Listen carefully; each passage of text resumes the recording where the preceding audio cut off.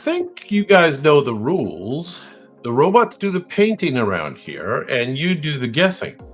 And I do give some clues along the way. Now, we're going to be doing the top 10 figures from ancient Egypt here. So remember, we're going way back in time, 10 most famous people from ancient Egypt. Okay? They're pretty famous. Number 10. Now, this gentleman was a commoner who rose to legendary status and was later worshipped as a god. He's known as the earliest recorded architect and physician in history. I like him already. Now, he's the one who designed the step pyramid of Dozier at Saqqara, if you guys are familiar with that. Hey, Sandra, how are you? Glad you're in the house. You know your Egypt? This is number 10. He was revered by later Greeks as a healer, like their god, Asclepius. His name lives on in Hollywood as a recurring mummy villain.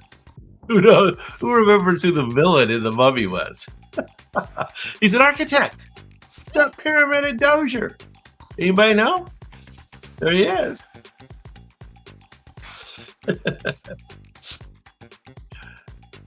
This is number 10 on our famous figures from ancient Greece. Going once, going twice. So this is Mr. Imhotep.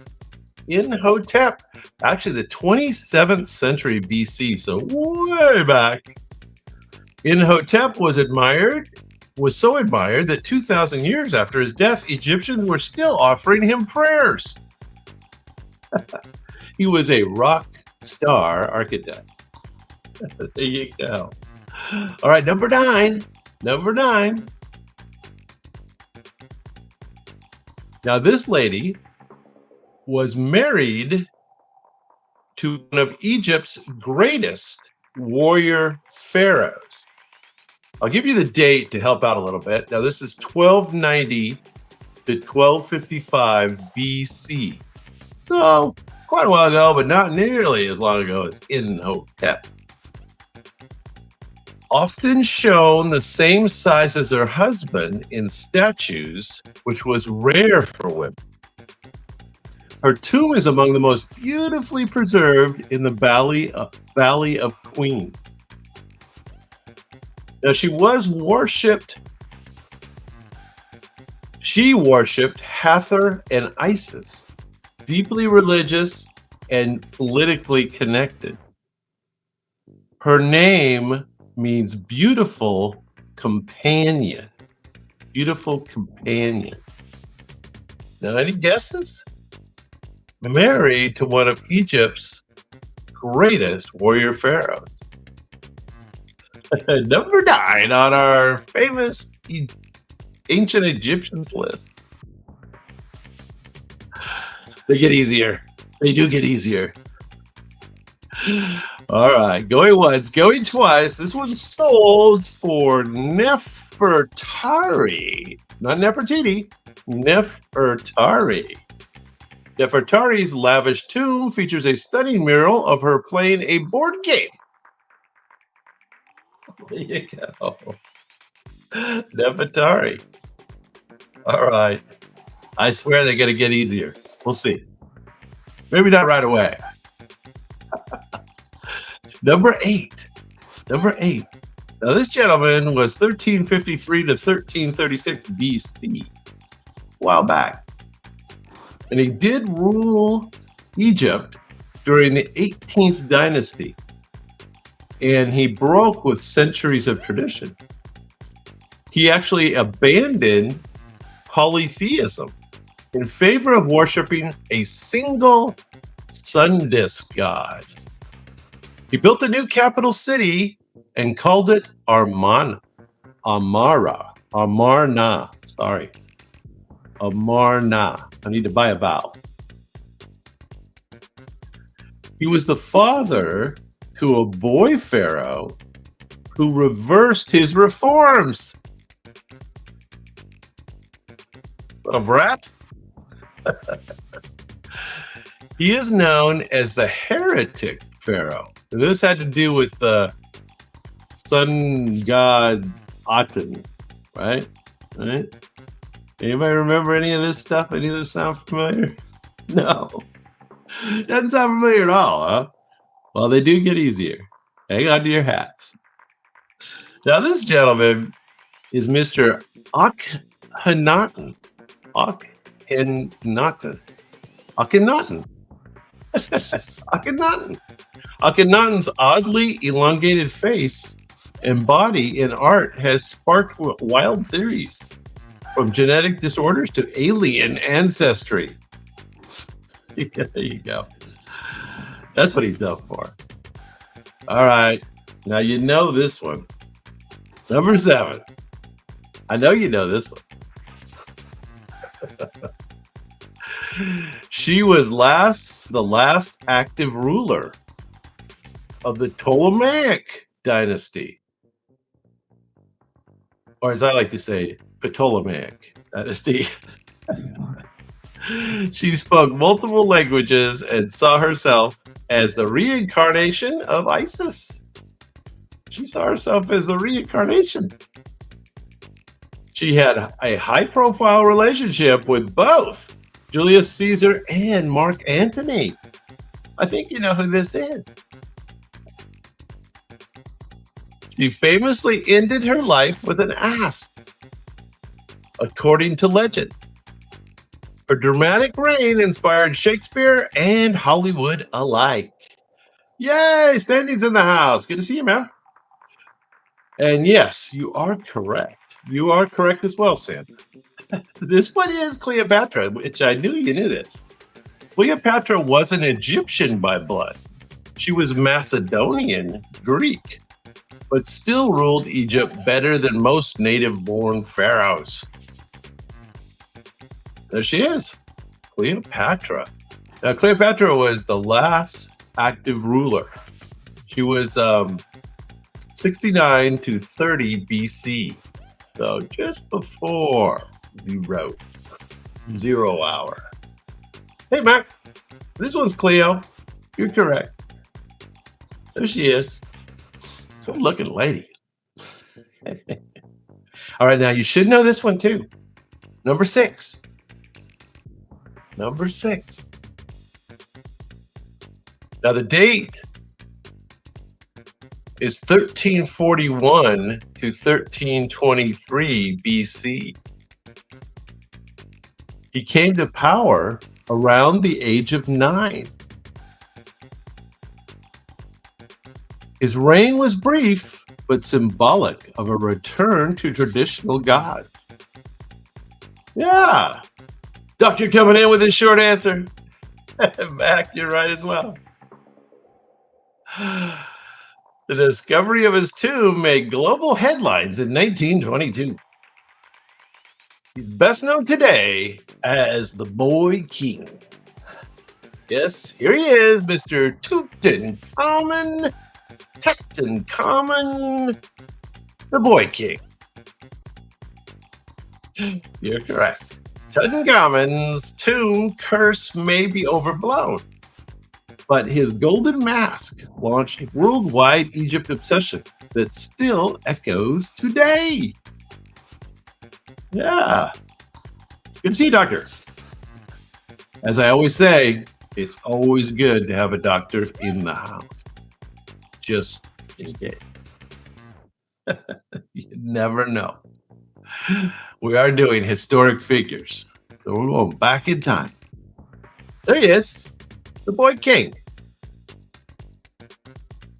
Yeah. He thinks it's all a joke.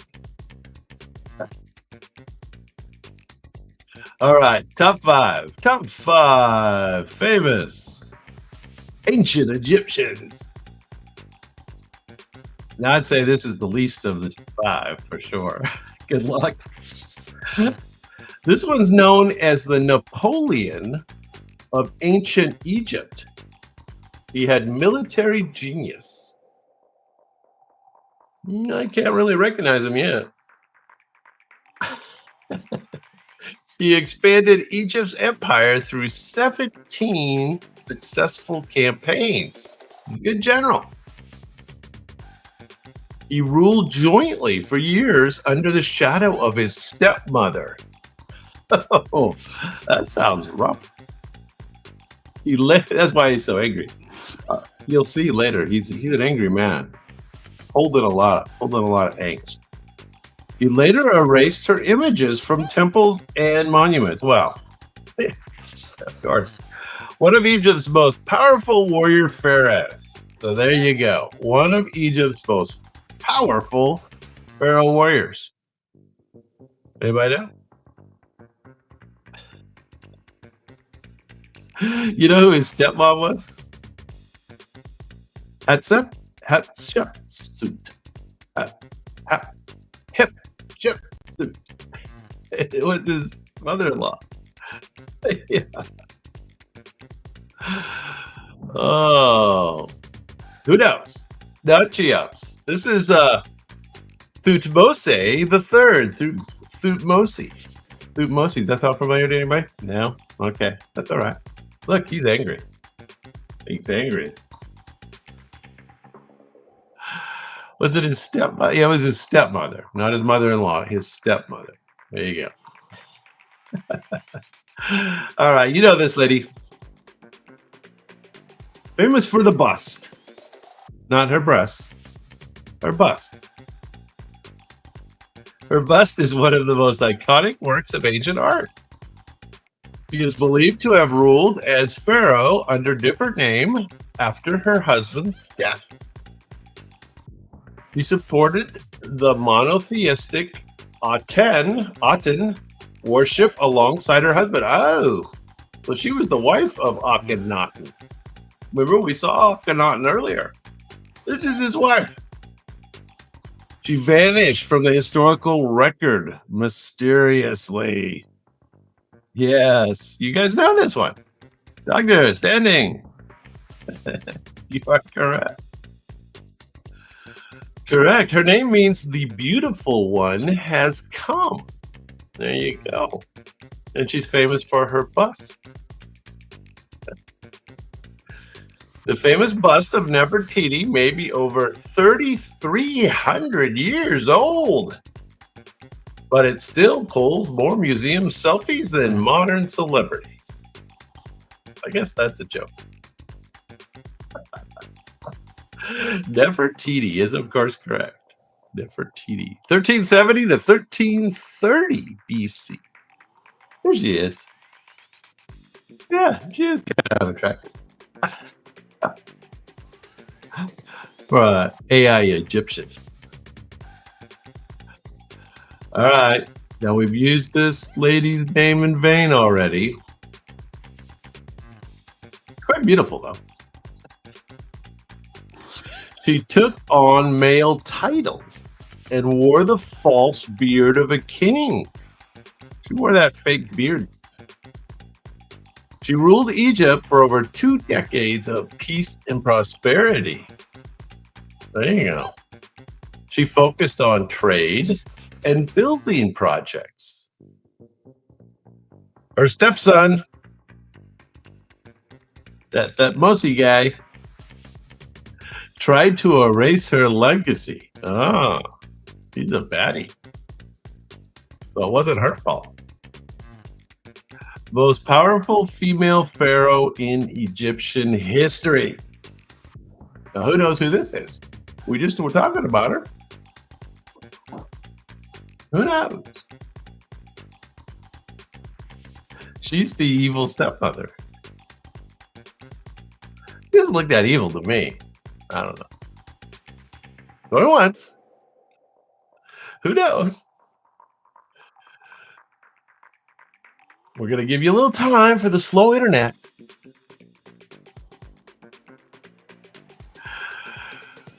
Rosemary. I don't know who that is. Rosemary. Oh, no. But how about Hatshepsut? Hatshepsut. Hatshepsut. This is her. Her trade missions brought back exotic animals and incense trees, making her not just a builder, but a botanical trendsetter. There you go. Well, we're down to the top two Egyptians. Top two. Should be able to get them both. Yeah, you do. Number two. Now, this gentleman ruled for over 60 years, and he fathered over 100 children. Busy man. One more than Elon. He built colossal monuments, including Abu Simbel. Abu Simbel. He led the Battle of Kadesh and signed one of the earliest peace treaties. He is revered as the great ancestor by later rulers. He is also known as something the Great. And he also has a number. No, we already did Thutmose. He was Hatshepsut's evil stepson. He was a good general though too. He won some battles as well. But this is the greatest one. This is the great. Somebody the great. He also has a number. Now, this is an Alexander. And I'll tell you what, his number is 2. 2. This is Ramses. Ramses the Great, or Ramses II. There he is. Yeah, greatest pharaoh by some. Now, number 1 is the most famous for a reason.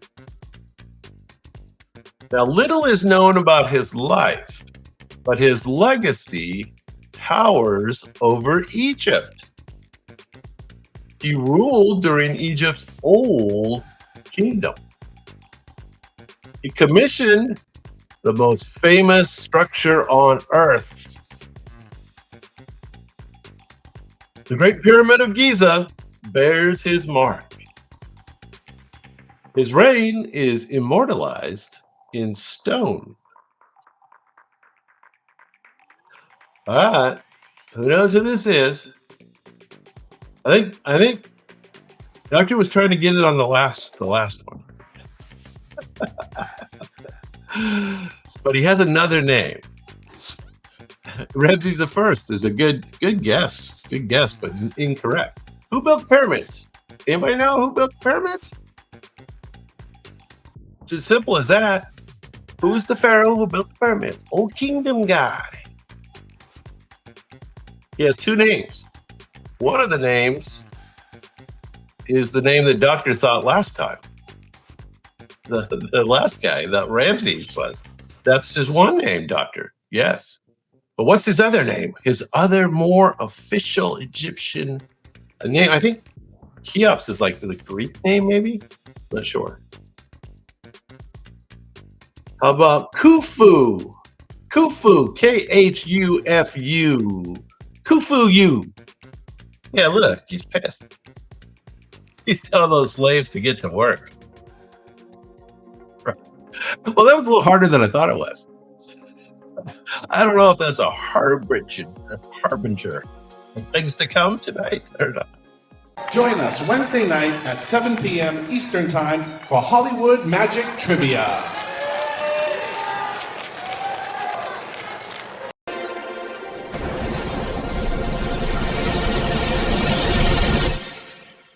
All right, now, you know the rules around here. Robots do the painting, you do the guessing, and I give the clues. This is going to be the top 20 greatest inventors of all time. All time. So let's see how you can do. Whatever extra facts you have would be helpful. Here we go. Number 20. This American inventor was born just after the Revolutionary War began. He worked as a tutor before turning to mechanical tinkering. His most famous creation separated seeds from cotton fiber. The machine transformed southern agriculture. But the odd thing is it actually entrenched slavery even deeper. Yeah. Doctor, you got your genders. You get your genders messed up. Hey, Creepy, see you later, man. Good to see you. Take it easy. You are correct, of course. He's remembered as the inventor of the cotton gin. Cotton gin.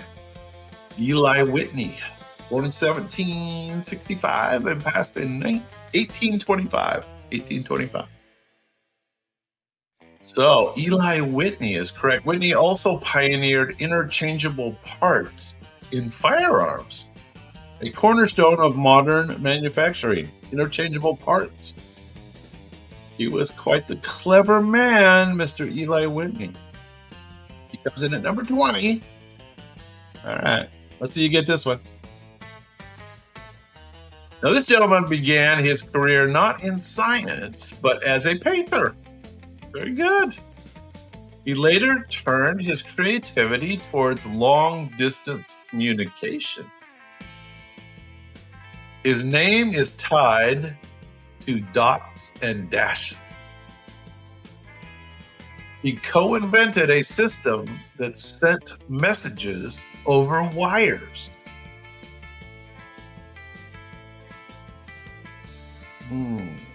Dots and dashes.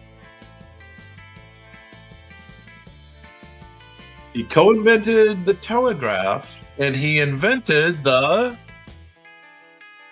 Morse code. Very good. You got it, Doctor. Do you remember his first name? I almost gave it away. Anybody remember Mr. Morse? Morse, first name. Of course, Morse code is what we're talking about here. The first telegraph message in 1844 read, "What hath God wrought?" Hey, King. Take it easy, man.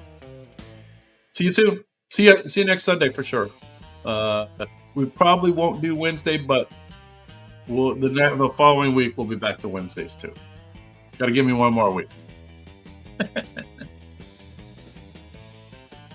All right, Samuel Morris. Sebastian's pretty close. All right, number 18. Inventors. We're doing inventors. Now, this Italian scientist had a name that sparks electricity. He created a device using stacked metal plates and saltwater soaked cloth. And then you put your mouth on that. And you see what happens. That device produced steady electrical current for the first time.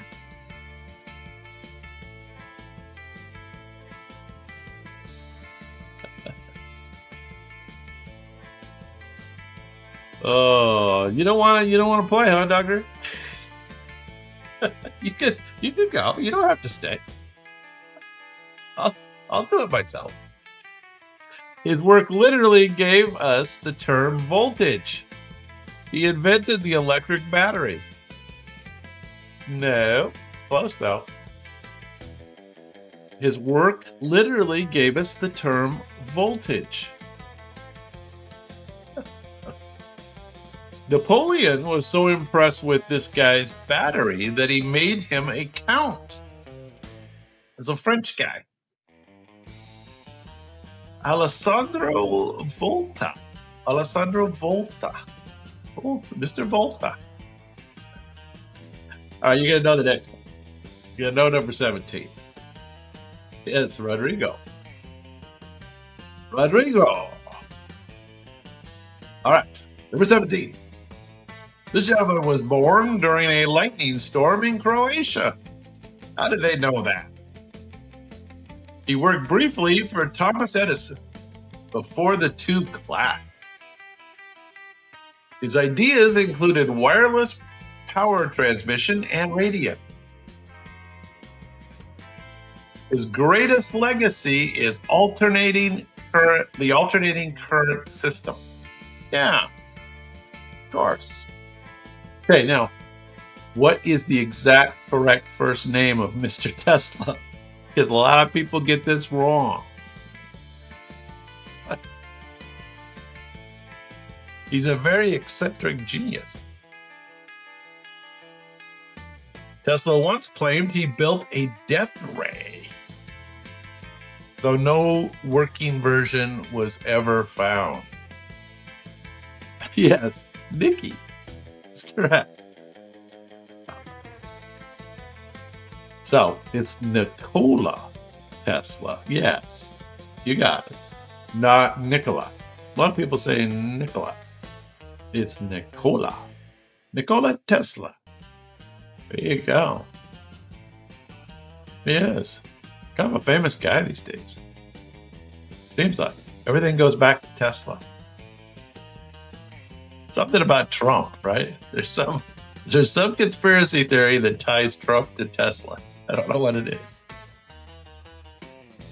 Some time travel thing. 16. This guy's name lives on as a standard unit of power. He improved an invention that pumped water out of coal mines. His invention fueled the Industrial Revolution. So yeah, this guy was the key start to the whole Industrial Revolution. Yeah, you know. Very good. Very good. This is Mr. James Watt. You're correct. He figured out how to make steam engines vastly more efficient. He is James Watt, the perfecter of the steam engine. So maybe he didn't come up with quite the original idea, but he perfected it. Watt was so meticulous that he delayed publishing for years, fearing his rivals would steal his designs. Well, that's not so good. But he finally did. So, you know what? All ends well. How's that saying go? Everything ends well that ends well? Something like that. Cool little device, though. I think cool video, huh? Thank you, Grok, for those videos. Thank you. Grok just got a big upgrade, so look for better videos next week. Plus, we've got the Sora 2 thing. So, we got a lot of things coming our way. Number 15, you know this guy. He began his career as a chemist studying crystals. His research proved that microbes cause disease. He created vaccines for rabies and anthrax. His name lives on in the process that keeps milk safe. That's the key clue, right? His namesake keeps milk safe. He is the father of germ theory and the developer of, yes, the developer of pasteurization.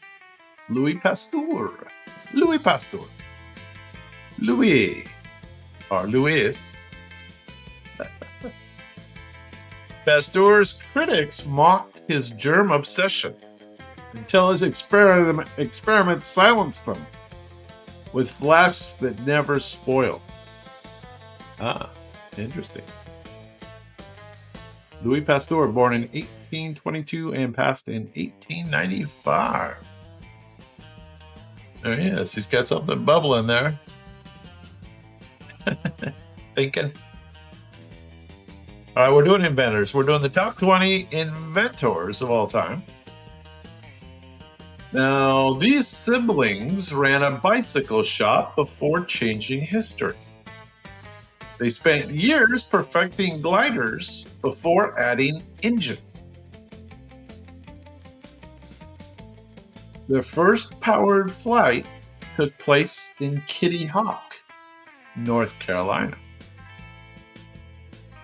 The event lasted only 12 seconds, but it changed the world. Yes, it did. This is something else. I mean, I still can't believe we all get in those jets and fly across the country and land safely. It's still kind of amazing. Yeah. Orville and Wilbur, right. Remember which one flew first? I can't remember. Can't remember which one flew first. I think Wilbur was the older one. I don't know if that meant he flew first or last. Their historic flight distance of only 120 feet was shorter than the wingspan of today's 747. So there you go. It is kind of weird, right? That we all get in those planes and we fly across the country. I don't know how many there are every day. Thousands every day. Orville flew first. Okay. Yeah, he was a younger one, so the older brother would have made the younger brother fly first. Makes sense. Makes perfect sense. Okay, here's one of the show's favorite historic characters. He was a founding father, a diplomat, and a polymath. He invented bifocal glasses to help with aging eyes. I often could use that. That'd be good. Except with computers, you can't really use bifocals because you look it up. His creations also included the lightning rod and the stove. Oh, they flipped a coin. I didn't know that part of the story. This is one of America's most inventive minds. I think everybody knows this one. This gentleman was born all the way back in 1706. It's about all the Benjamins.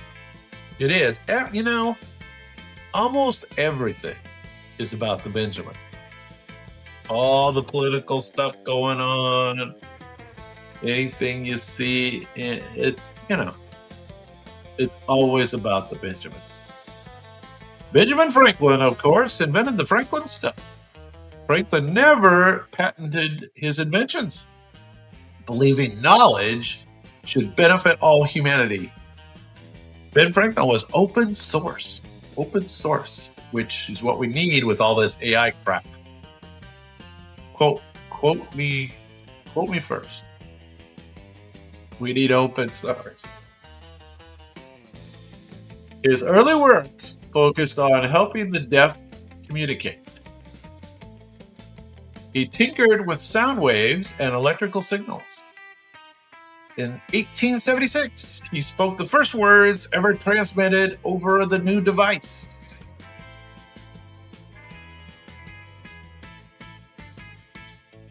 He is credited with inventing the telephone.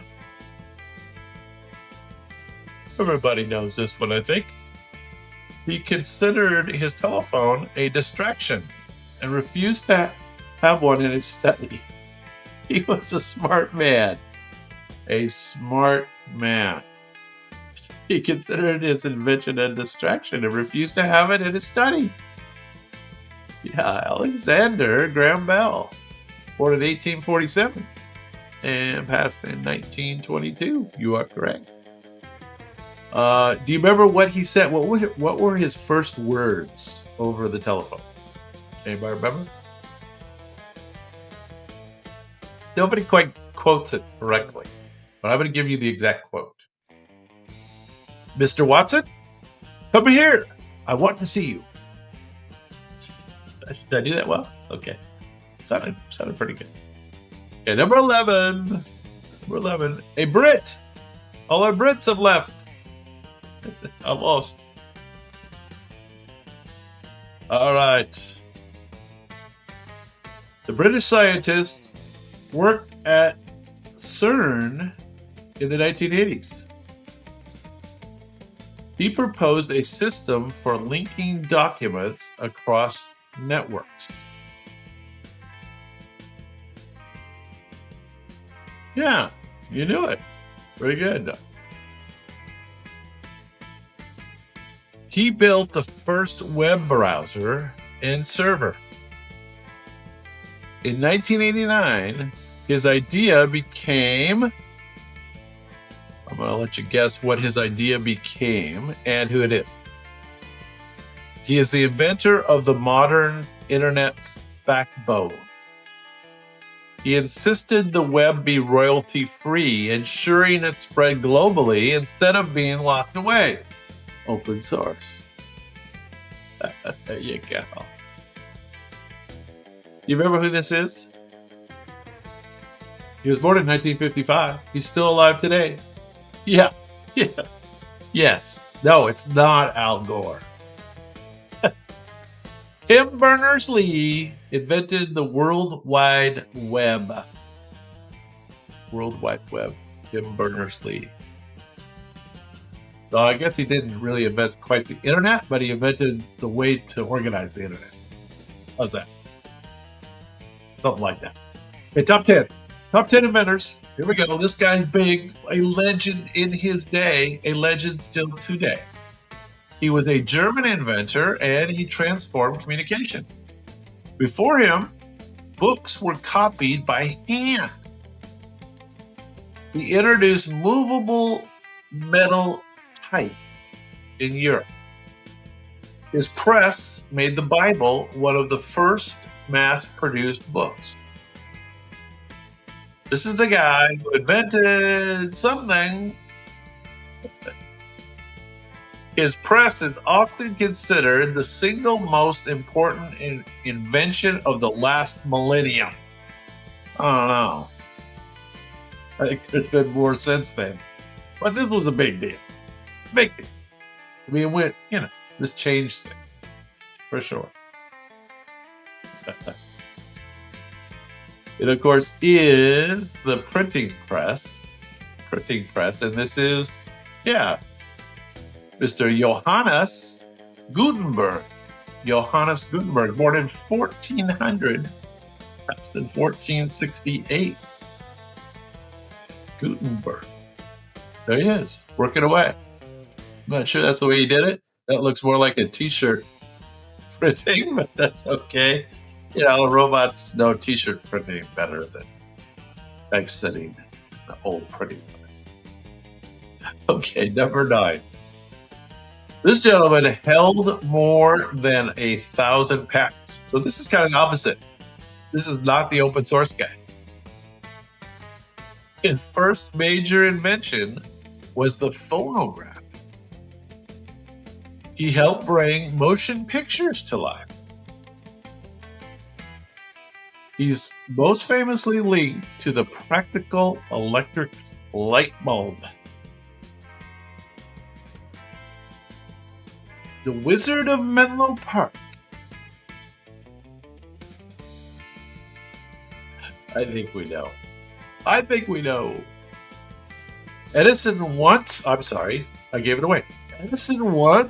electrocuted an elephant to discredit Tesla's alternating current.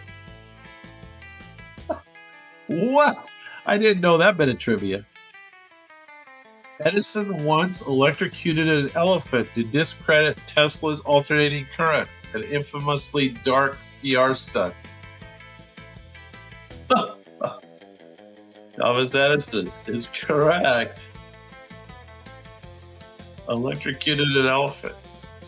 There you go. I had never heard that. Learn something every day. Dave's Curiosity Corner. Number 8. One of my favorite inventors.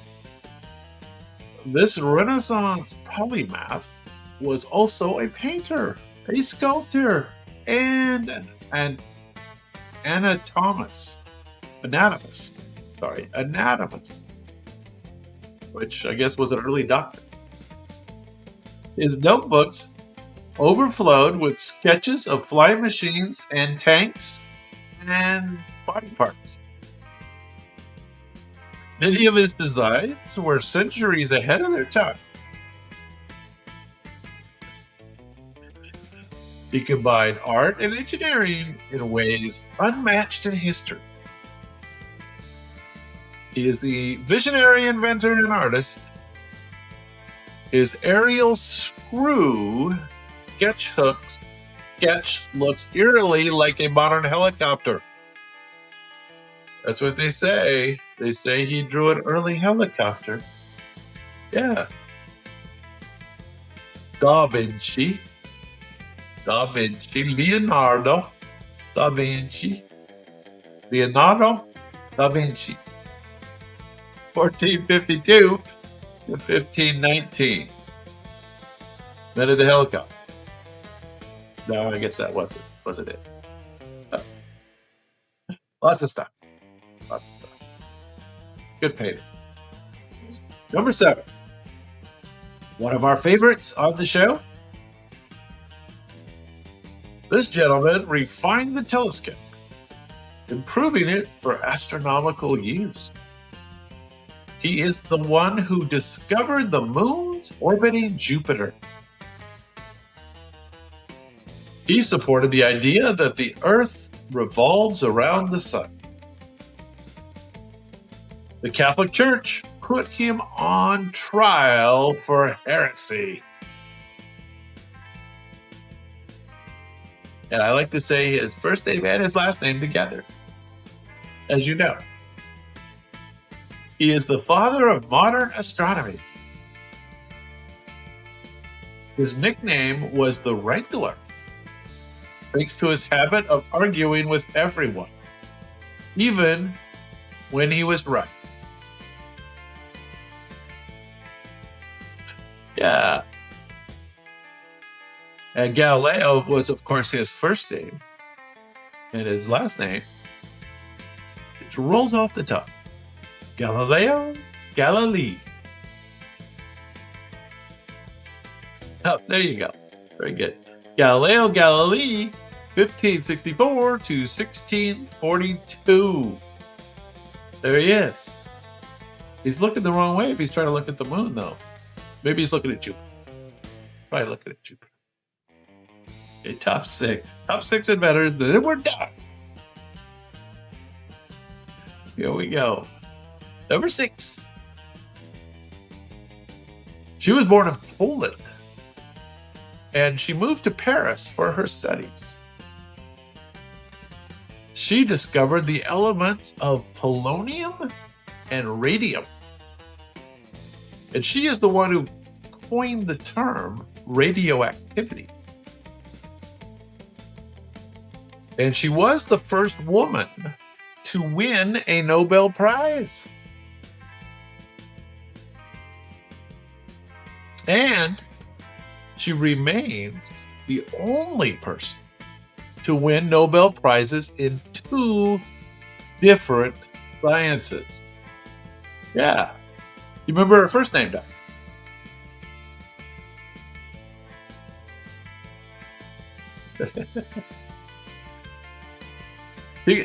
I've heard people refer to her as Madame Curie. Is that correct, or no? Is that Madame Tussauds Wax Museum I'm thinking of?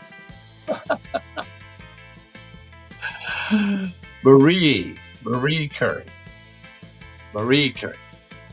Curie kept a sample of radium in her desk drawer, unaware of its dangers. Yeah, so she had it, right underneath her desk there, right underneath her desk.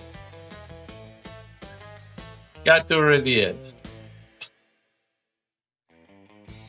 Her notebooks are still radioactive today. Did you know that? The top 5. Let's go back in time. Let's go back to 250 BC. 250 BC. He was an ancient Greek mathematician and an inventor. He discovered principles of buoyancy while he was taking a bath. Body kept floating up to the top. Something kept creeping above the water. He created clever war machines to defend Syracuse. Well, I am pretty sure it's not Stephanie. This gentleman's screw pump design is still used in irrigation today. He's the master of levers, pulleys, and geometry. Legend has it that he shouted, "Eureka!" while running naked through the streets after discovering displacement. Well, so, like I said, he was in the bathtub, he was floating up and down, he kind of noticed something was floating up out of the water. He jumped out and ran naked through the streets because he was so happy. Archimedes. There you go. Ran naked through the streets. All right, number 4. 4 more. Now, this gentleman was a Scottish physicist with a passion for equations. He unified electricity, magnetism, and light into one theory way back in the day. His work laid the foundation for Einstein's relativity, so well before Einstein. He also created the first true color photograph. Whoa.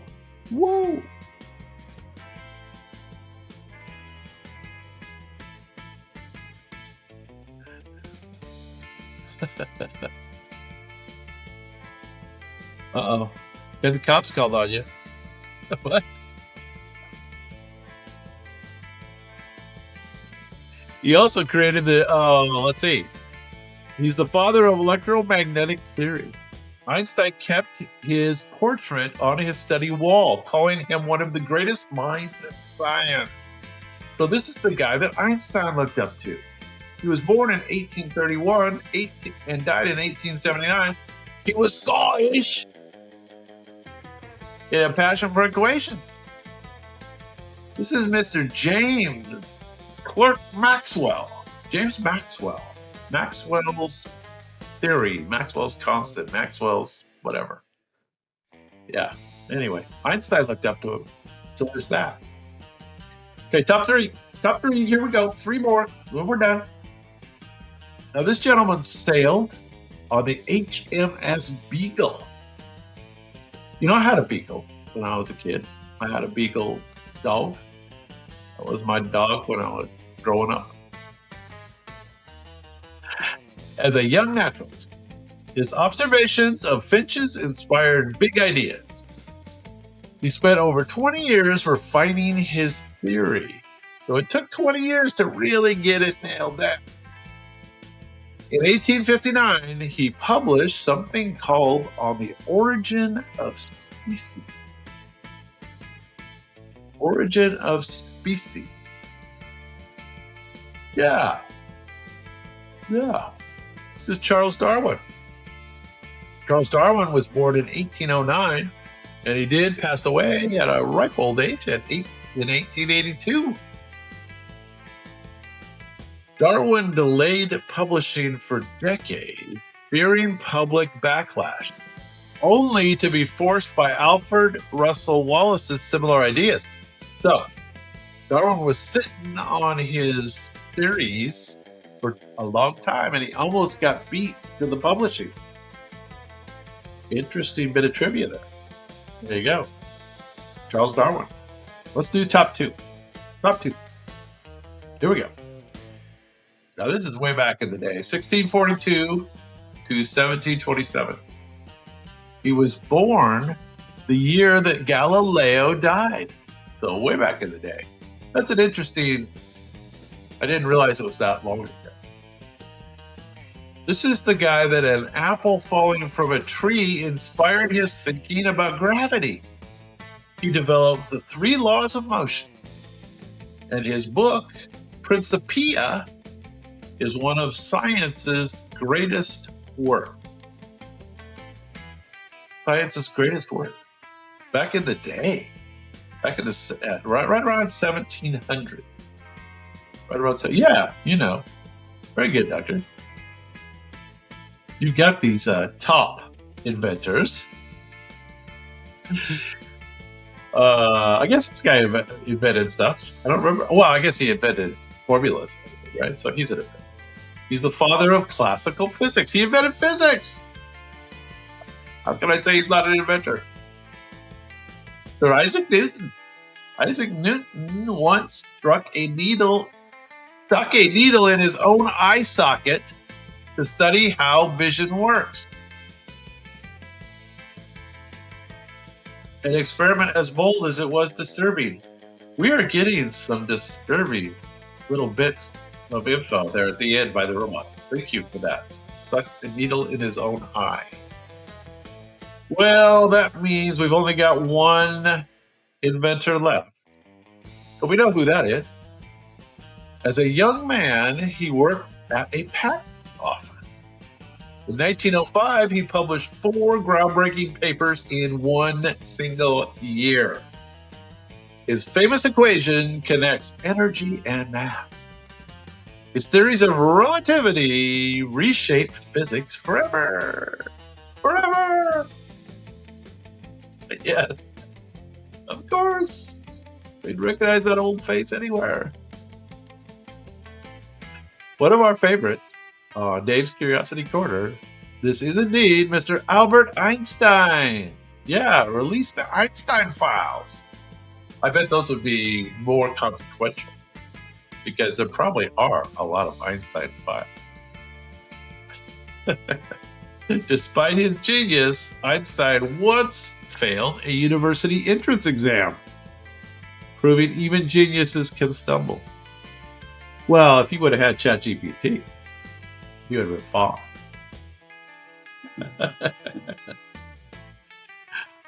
All right, we did it. We did it. Albert Einstein. Number 1 with a bullet. There he is.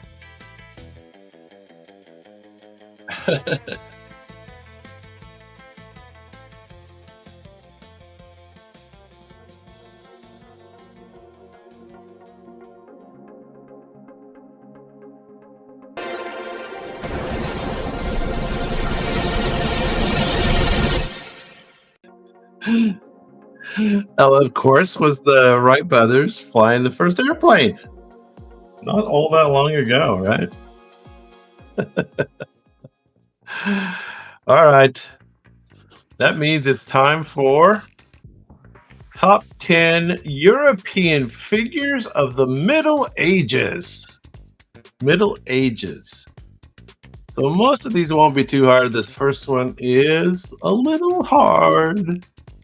Listen to the clues. Good luck. This is a Roman philosopher during the time of Gothic rule. So this is like 500 AD, right after the Roman Empire fell. He was imprisoned for political intrigue. He wrote one of the most influential books of the Middle Ages. So even though it's at the beginning of the Middle Ages, it was an important book. He blended Greek philosophy with early Christian thought. He was the author of something called The Consolation of Philosophy. Who wrote that? Anyone know? I don't know what you're typing there, Alex, but it looks right. No, maybe. Not Augustine. Good guess. Whatever Alex wrote, it's probably it.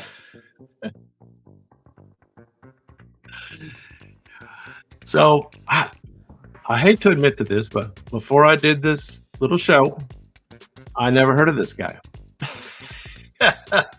It is Boethius. Boethius.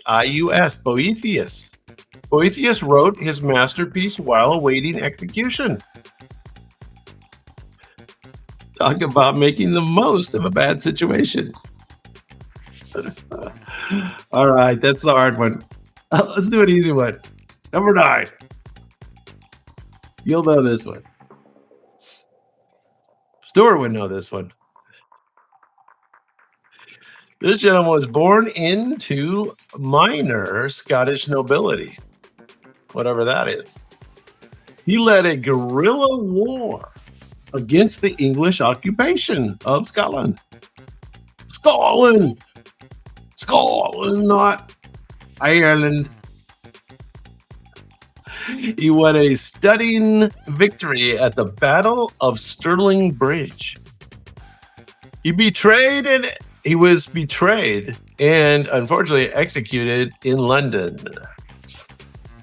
He's the icon of the Scottish resistance. Yes. You are correct, Doctor. This is him. Mel Gibson. Of course, it's Mel Gibson. Otherwise known as William Wallace. William Wallace, 1270 to 1305 AD. He may not have yelled freedom at his execution, but Mel Gibson did. Yes, he did. There you go. All right, told you you'd know that one. Now, remember, we're doing famous figures from the Middle Ages. So, there he is, William Wallace. Doesn't seem all that bad, right? Red hair. So, remember when we did the Greeks, there were like writers and philosophers and all those kind of people. So number 8, worked as a diplomat and a customs agent. And he drew inspiration from Boccaccio, I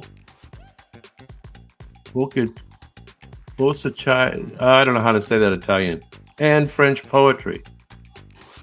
Italian and French poetry. He wrote about knights, nuns, and drunk millers. He helped legitimize the English vernacular in literature. And here's the key clue. He is the author of the Canterbury Tales. The author of the Canterbury Tales. Now, who wrote that? Yeah, there you go. Yeah. You know Mr. Chaucer's first name? I don't know if I did before this. I might not have. Chaucer is correct. Mr. Geoffrey Chaucer. Geoffrey Chaucer, 1343 to 1400 even. It's always good to go out on an even number, right? Chaucer never finished his famous tale collection. Like many writers, he died before making the deadline. Bummer. Yeah. Good thing the doctor, I told you, it's always good to have a doctor in the house. Always. All right. We're doing the Middle Ages, remember? Another Middle Age character, 849 to 899 for this gentleman. And he fought off the Viking invasion with grit and strategy. He promoted education and literature, or literacy, in his kingdom. He translated Latin texts into English. He's known for uniting parts of England under one rule. He is the first king of the Anglo-Saxons. Who knows who that was? Kind of looks like a Viking. I guess they all looked like that back in that day. It's the weather. They all rode on those boats. Arthur King. Well, this is not King Arthur, not King Edward. It's somebody the great. Somebody the Great. Legend says he once burned some cakes while hiding from the Vikings, proving even great kings forget the oven timer. This is Alfred the Great. Learn something every day on Dave's After Dark. Yes, Alfred. You're correct. All right, now I'm not sure I heard of this lady, but she was apparently big in the Middle Ages. She is the Duchess, Queen of France. Oh, she was a Duchess. Then she was the Queen of France. And then she was the Queen of England. She actually took part in the Second Crusade. Tough lady. She was imprisoned for backing her sons in rebellion. Now, here's a key clue. This is the mother of Richard the Lionhearted and King John. Sounds like she was well placed. She's one of the most powerful women in medieval Europe. And I never heard of her. I need to read up on my Middle Ages. My goodness. Anybody know who this is? Duchess, Queen of France, Queen of England, mother of Richard the Lionhearted. She's an all-star in every way. Except on our show. This is Eleanor of Aquitaine. Eleanor of Aquitaine. There she is. Pretty lady. Yeah. All right. Well, this is somebody that was related to her. The next one, number 5. Most important people in the Middle Ages. Now, this guy preferred battlefields to bureaucracy. So he preferred being out in the field. He didn't like being cooped up in the office. He led Christian forces during the Third Crusade. So he got out of Dodge and went to the Crusade. He didn't like the paperwork. He's known for his chivalry. Unless you were on the losing side. Yeah. He spent more time abroad than in England. He is the famous warrior king of England. Yes, doctor, you are correct. And it is Richard the 1157 to 1199. This is not Henry VIII. This is Richard the Richard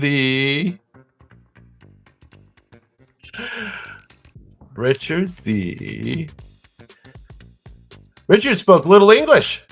He spent only 6 months in England and still made the branding team proud. Yeah, didn't even speak English, right, doctor? You're correct.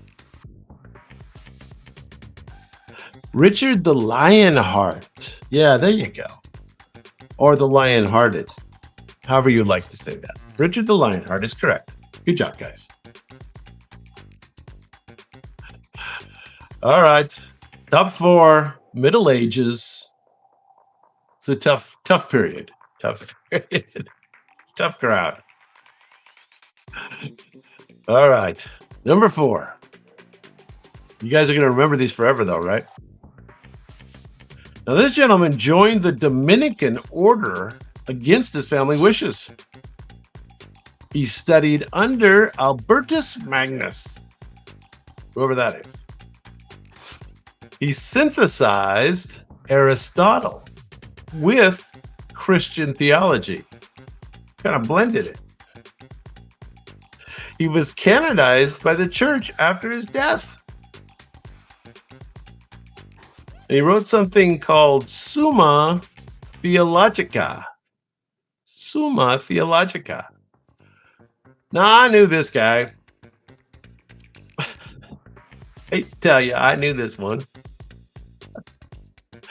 1225 to 1274, joined the Dominican, wrote the Summa Theologica, very important, synthesized Aristotle with Christian theology, canonized by the church after his death. Nah, St. Augustine is a good guess. It is incorrect. Incorrect.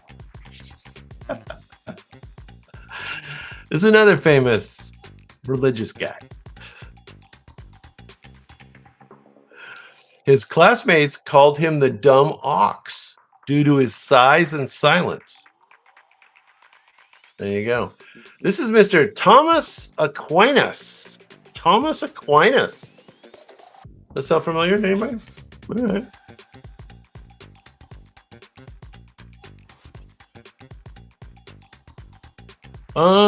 So apologies on the picture here.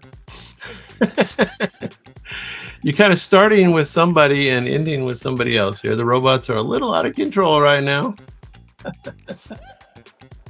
But that's all right. Let's go with it. It's changing before our eyes. This is the teenage peasant girl who turned military leader. She claimed divine visions told her to drive out the English. This is the gal who helped crown Charles VII in Reims. Unfortunately, she was captured and tried for heresy, and she was burned at the stake. Yeah, the previous one, you hang on to that answer for it's coming up. But who is this one? Yeah. It was those crazy robots. Started with one picture and ended with another. They did a meld. A meld. Correct you are. There she is. Another attractive Middle Ages lady. Joan led armies in full armor by the age of 17, and she wore men's clothing to prison. Not bad for a teenager from a farm. There she is, Joan of Arc. All right. So you've already seen the finished picture. So you know the next one. Damn, you guys cheat all the time. Can't keep you guys from cheating. Dang. All right, this guy united much of Western Europe under his rule. That fits, doesn't it? He was crowned Emperor of the Romans by the Pope. He promoted learning and church reform. And he ruled the Carolingian Empire. He's known as the father of Europe. There you go, Rob. See, Rob didn't cheat. He came in and got the correct answer.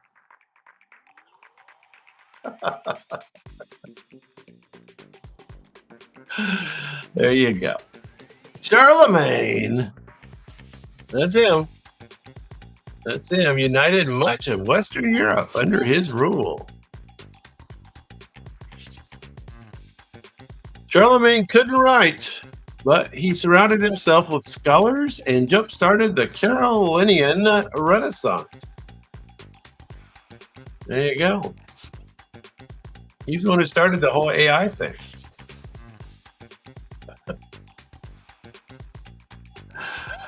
All right.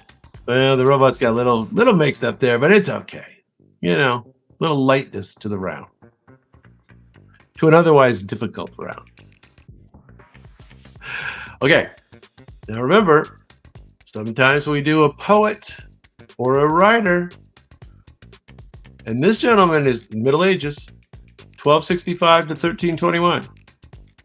Florentine poet, exiled for political reasons. Now, this is the guy who was obsessed with a woman named Beatrice. Do you remember that? He wrote his masterwork in the Tuscan dialect. I'm not familiar.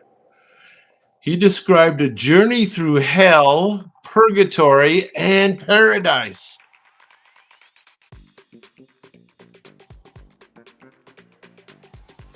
Now, this is the author of the little book called The Divine Comedy, a A Journey Through Hell, Purgatory, and Paradise. Correct. Do you remember what Dante was actually his first name? Remember what Dante's last name was? Yes, I didn't know his last name. He just goes by Dante. He's one of those like Usher, Prince, Madonna, Dante, Bieber. No, that's Justin Bieber. Oh, his last name was Alighieri. Alighieri. Alighieri. Alighieri. Dante. Beatrice. Obsessed with Beatrice. Yeah.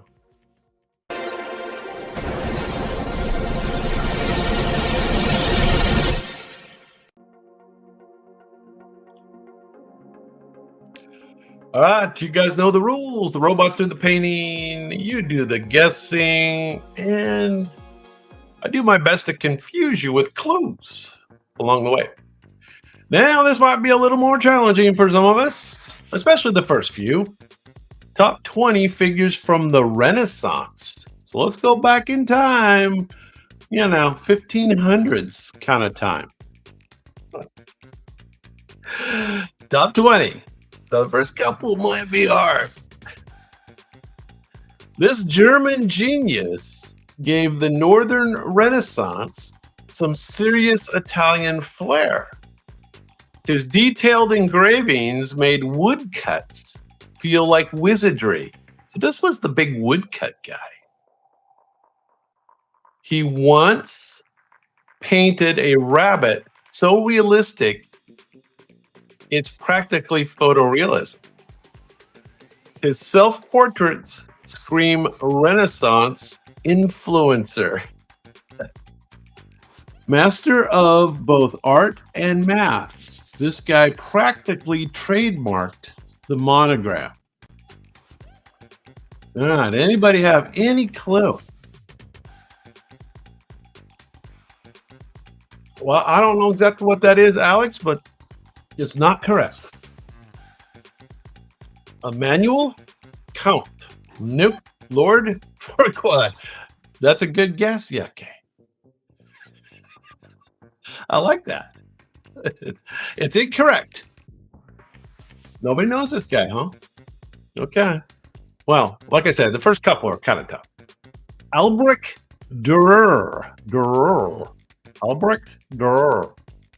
Dürer's Melancholia 1 is still analyzed today for its complex symbolism and geometric ambition. All right, number 19. No easier. Another tough one. It'll get easier. This Italian nobleman, listen to the clues. Google them real quick. This Italian nobleman knew how to court attention, literally. His book became the Renaissance Gentleman's User Manual. This is the Renaissance Gentleman's User Manual. If you've ever faked modesty while showing off, you've practiced sprezzatura.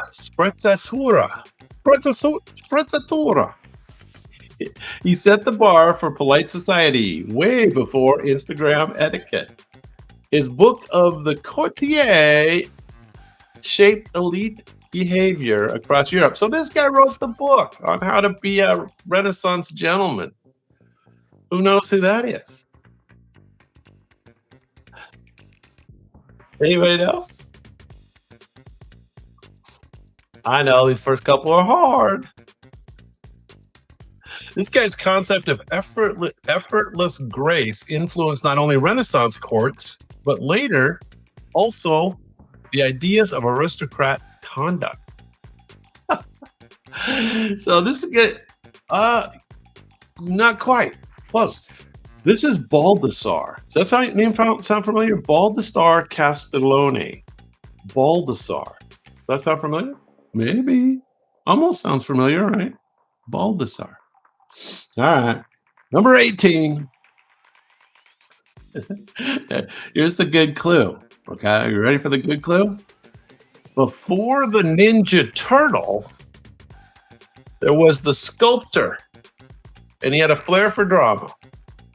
He revived classical forms with a chisel and courage. His bronze David stood proud long before Michelangelo's did. You can thank him for making marble feel like it breathes. A true sculptor of the Renaissance spirit. Good guess, Rhombus. Not this guy, though. This is a Ninja Turtle. Oh, well, so is Raphael. Is that why you guessed that? This is another, not Michelangelo either. It's another turtle. It's one of the other turtles. Yes, there you go. You're running through. We're almost out of turtles, and you got it. Donatello is correct. Donatello's Gatamania. I'm not saying that right. Gatamalata was one of the first equestrian statues since antiquity, resurrecting classical heroism in public art. Donatello. We've heard of him, right? We've heard of Donatello. At least the Ninja Turtle we have. Very good. There he is. Kind of looks like a turtle a little bit. Kind of, sort of. All right, number 17. Now, we've heard of this guy in the architectural world. My favorite. This architect had his head in the clouds and the dome to prove it. He cracked the code of linear perspective. This is a linear perspective inventor. His dome on the Florence Cathedral is still a structural marvel. This is the dome guy. When others zigged with Gothic, he zagged with geometry. He built the Renaissance skyline. Literally. Okay, who's the dome guy? The Florence Cathedral dome guy. It's not Leonardo. Hang on to that. Hang on to that.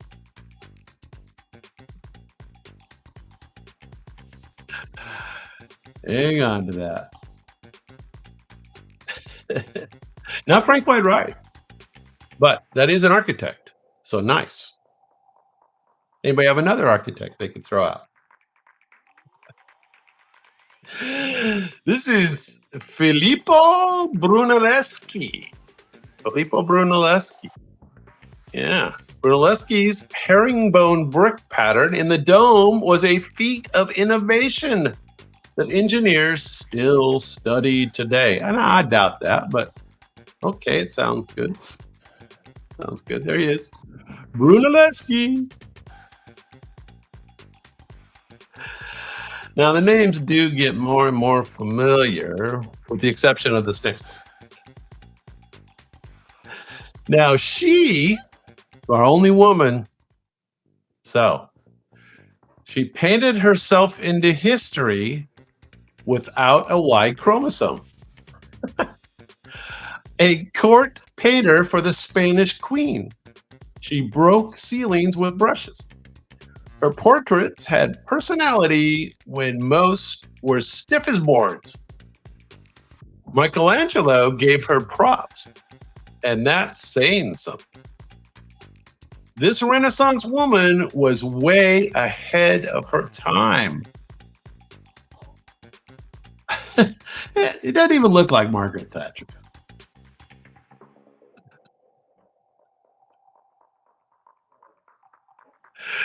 He'll definitely be down lower on the list, Columbus. Anne Hathaway, I like that guess. Kind of looks like Anne Hathaway a little bit. Now, Anne Hathaway was an English something or another, right? Was she a writer or something in England? Actress? Actress. Well, the wife of, what's his name? Yeah, you guys don't know this. You don't know it. Not a chance. Not a chance in hell. Her name is Sophonish Sophonisba Anguissola. Her self-portraits help define female artistic identity. Sounds like they threw in a female. Okay. That's horrible. I don't know. Wonder why. The Renaissance? Yeah, history. This whole period of time, women weren't given a fair shake. Just weren't given a fair shake. So, number 15. You should probably know this guy. It's another architect. His villas inspired buildings from Italy to the White House. He turned symmetry and proportion into a global style.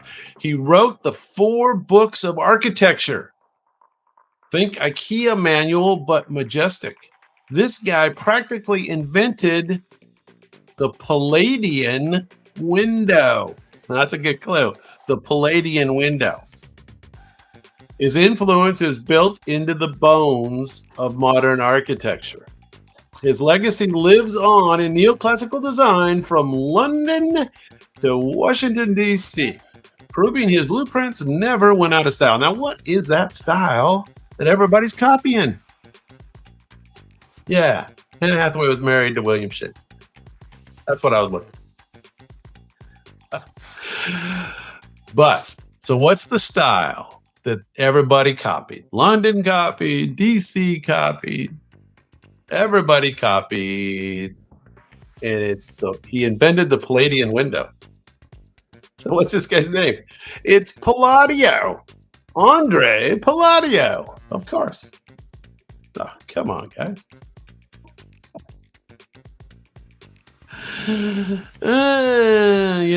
Some of them get easier, some of them get harder. Here we go. Number 14. These are key figures of the Renaissance. So we're going to learn something tonight. Dang it. He didn't just bankroll the Renaissance, he curated it. Florence called him the Magnificent, and they meant it. He collected artists like some people collect stamps. Without him, there might be no Michelangelo. He was the Medici behind the masterpiece movement. So, hey, what's going on? Doctor's in that. Hey, we've been waiting for you, doctor. We're doing the Renaissance, and these boys need some help. And girls.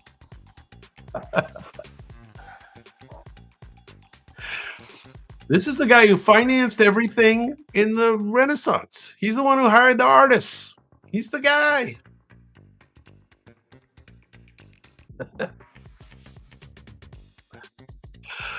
Lorenzo de Medici.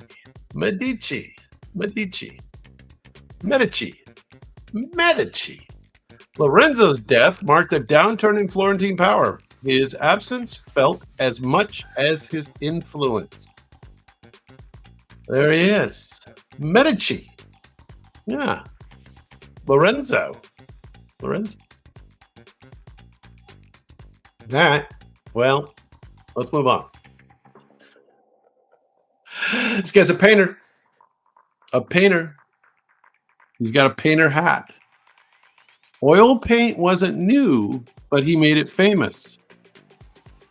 His realism made other painters sweat, or they had to add more detail. Look for the mirror in his portrait. He's watching you. Flemish finesse in every fold and fur texture. So, this guy's Flemish. He's an oil painter. Big name, Renaissance. This guy could paint velvet like it was touchable. Not Rembrandt. Rembrandt's a good guess, though. Good guess on the Rembrandt. But incorrect. But kind of before, it was before Rembrandt. This guy signed his work with Als ik kan, a humble brag, meaning as best as I can. Oh, that's interesting. This is the best as I can, which was pretty good. Anybody know who this is? Nope. This is Jan van Eyck. Jan van Eyck. Jan van Eyck. First big oil painter. Flemish. There he is. Jan. Okay. They might get easier towards the end. We'll see. Number 12. Now this is, we're going across each thing, right? We're doing artists, we're doing writers, we're doing all kinds of stuff.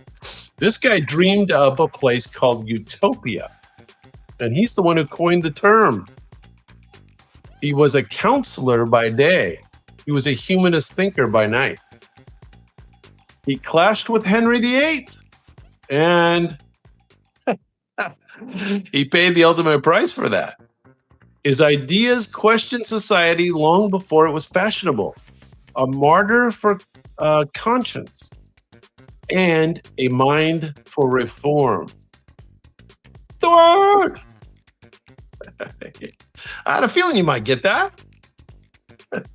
This is the guy who fought with Henry VIII, and he's the one who coined the term by writing this thing about utopia. Utopia explored communal living and religious tolerance, topics still hotly debated today.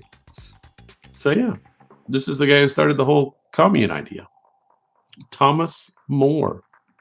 Yeah, very good. Very good. Born in 1478, passed in 1535.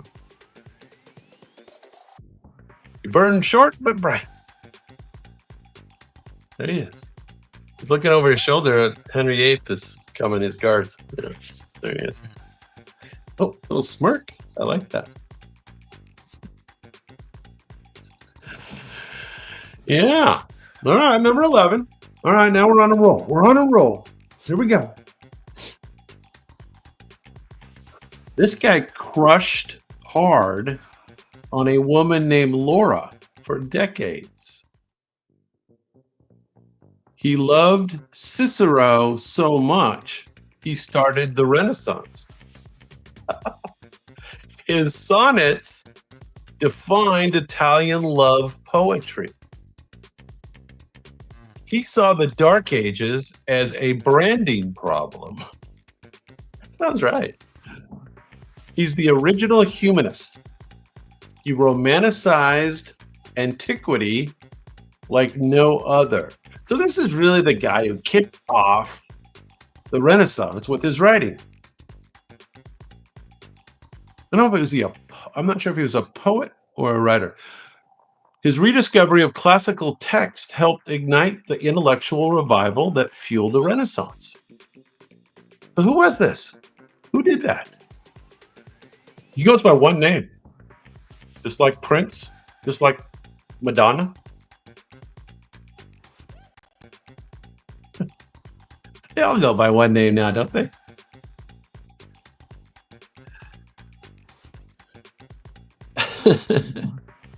This guy's name was Petrarch. Petrarch. Does that sound familiar to anybody? No? Now you know. Petrarch. Google that. All right. Top 10. You'd think we might do better on the top 10. We'll see. All right. Here we go. Now, this gentleman's art was pure poetry, especially when Venus hit the seashell.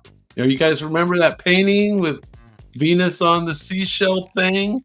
Mythology and beauty mingled in his Florentine fantasy. He did kind of fantasy painting. He painted halos with grace of a dreamer. Primavera, spring never looked so sublime. This master made ethereal feel earthly. There you go, Doctor. We're happy to have you on board. Always good to have a doctor in the house. And you are correct.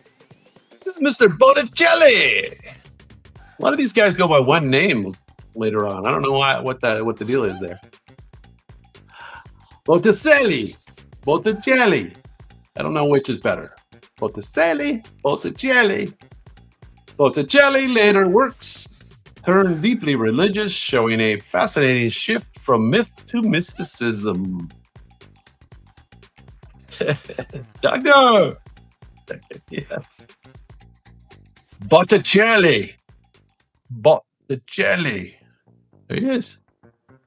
Red hair. How about that? I think they're mixing up the red hair. The robots probably mixed up the red hair with one of his paintings, I think. Anyway, I digress. Number 9. I think you know this guy. Number 9.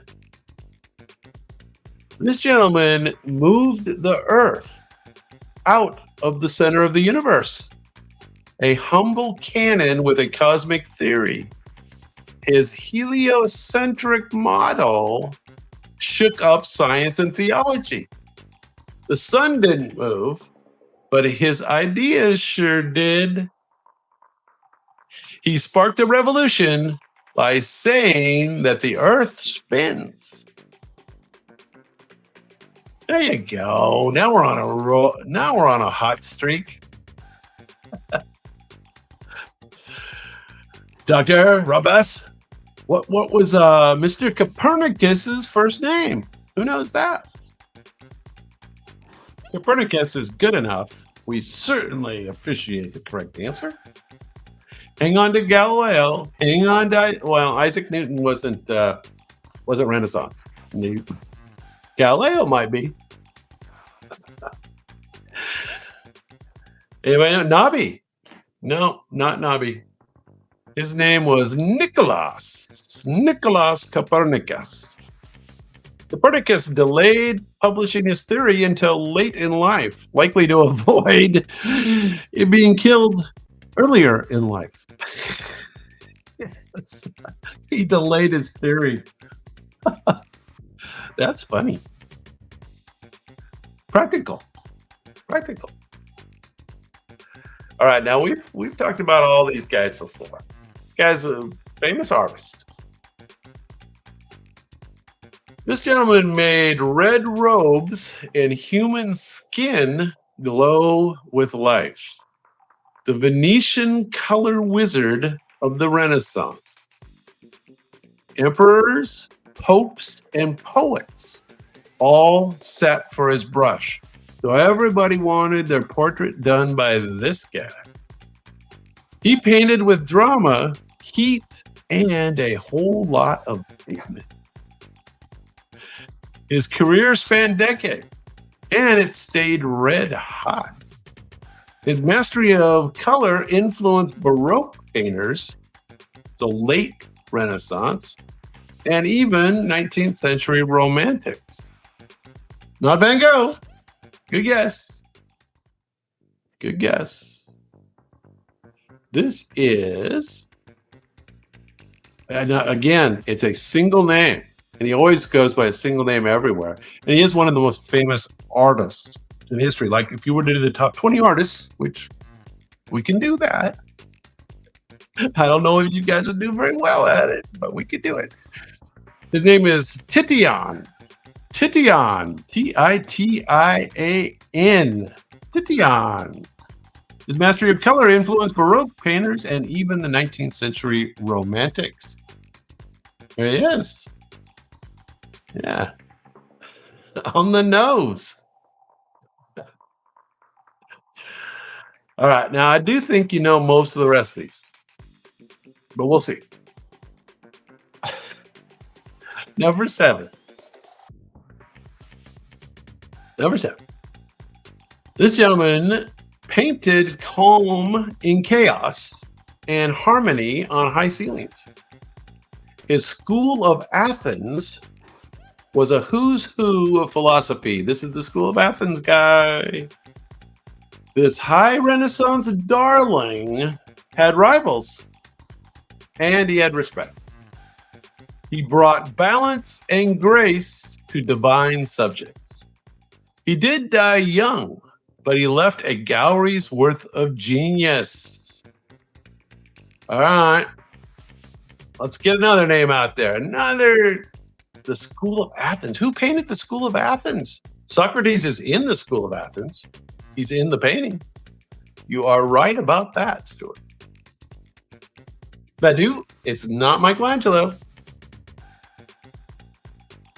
If I'm not mistaken, Michelangelo was later, or we'll see. This is the other guy. This is the guy who painted the School of Athens. You know, it's that painting that has the perspective and has all the philosophers. There you go, Rhombus. Yeah, Aristotle's in the painting too, Doctor. Raphael. His funeral was held at the Pantheon in Rome, fitting for a man who painted the gods and thinkers with equal reverence. All right, now you know this name. This is another one of those single name guys. Okay. He made politics. This is the politician. He made politics sound like a chess game with daggers. He looks like a politician. The Prince turned cold realism into a handbook. This is the guy who wrote The Prince. Feared or loved, he said, pick one, then rule. You can either be feared or loved. Your choice. Pick one. Banished from power, he rewrote how it works.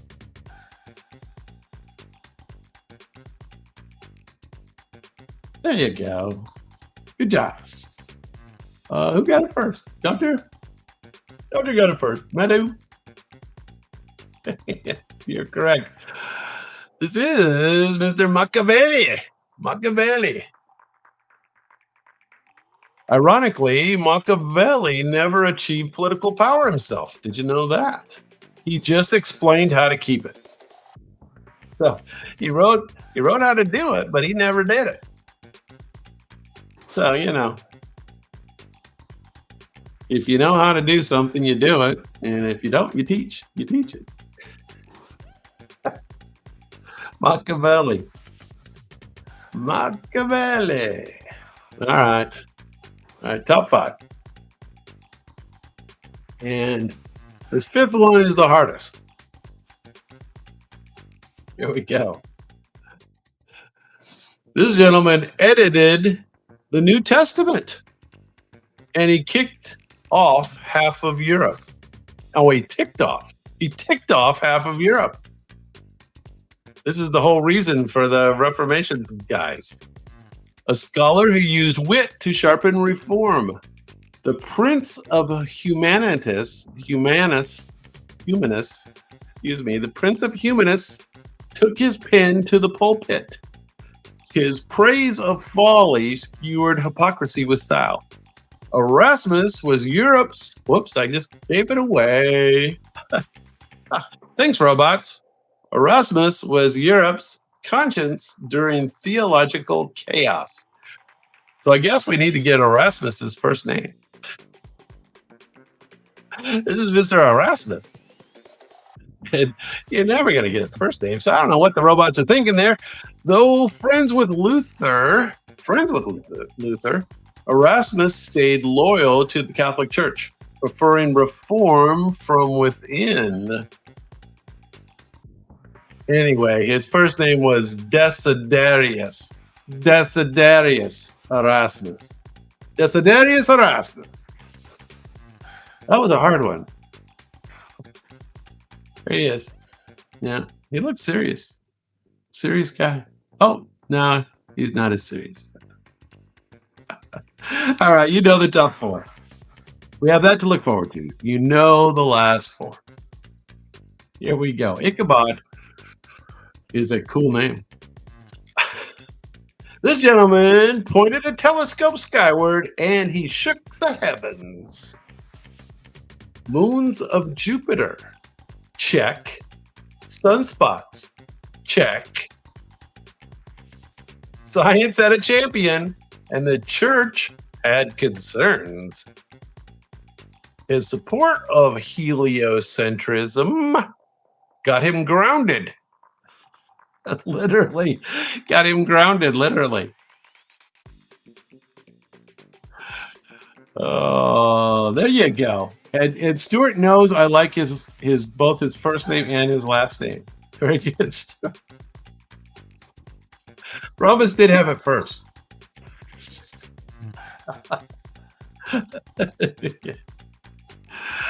Very good, guys. Very good. Galileo Galilei's famous yet it moves may be apocryphal, but it perfectly sums up his rebellious spirit. That's a word, apocryphal.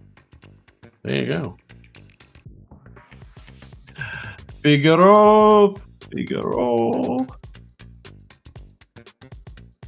All right. We all know Mr. Galileo Galilei. All right. Everybody's been wanting this guy. But here's going to be the tough thing on this guy, is we need his full name. He sculpted David, he painted ceilings, and he designed domes. His art was both divine and his art was ripped. He called painting inferior to sculpture. And then he painted the Sistine Chapel after all. Was he a tormented genius? Definitely. Talent beyond measure? Also, yes. The Renaissance's mightiest multitasker. So, yes, we all know it's Michelangelo. Madu. Lord. Does anybody have any idea what actually Michelangelo's last name is? You never hear it. You never hear it. You never hear it. You know. Michelangelo lived into his late 80s. And he was still working. He was still bitter. And he was still brilliant. How about Buonarroti? Buonarroti. You never hear it. Tortellini. Yeah. Pomini. Michelangelo Spaghetti. One of those. Yeah, look that up. Look that up for me and tell me if the robots are pulling my leg. I don't know if I've ever heard that before. All right, number 2, you know by the picture. Who's that? Who dat? He can paint a smile and invent a flying machine before lunch. Anatomy, engineering, art, he aced every subject. The Last Supper and Mona Lisa, yeah, those were just the hits. The OG Renaissance man with notebooks full of brilliance. He blurred the line between art and science. Gandalf. That is incorrect. Gandalf is incorrect. I think somebody already had it a while ago. Bombast. Yeah, I think everybody knows this one. Mr. Renaissance himself, Da Vinci wrote in mere script. Did you know he could write backward? Possibly to guard the ideas or just because he was left-handed. And he was just messing with people. Because he could do it. Now, this next guy, the number 1, is interesting because he's not really Renaissance, but they've got him in here. And we do love our folks from across the pond. So he gave us Hamlet. His pen reshaped the English language. He wasn't Italian, but every bit Renaissance in spirit. His plays captured humanity in all its messy glory. All the world's a stage, and He wrote most of the lines. Very good. Very good. Yeah, not really Renaissance, right? But he was a Renaissance in spirit. And the Renaissance basically created him. And he's Anne Hathaway's husband. So he's got that going for him. Anne Hathaway, that's a cute actress. We need to do cute actresses again. All right. Well, that was a little harder. Shakespeare coined over 1,700 words and phrases still in use today. Talk about linguistic legacy. He made up 1,700 words that still are used today. How about that?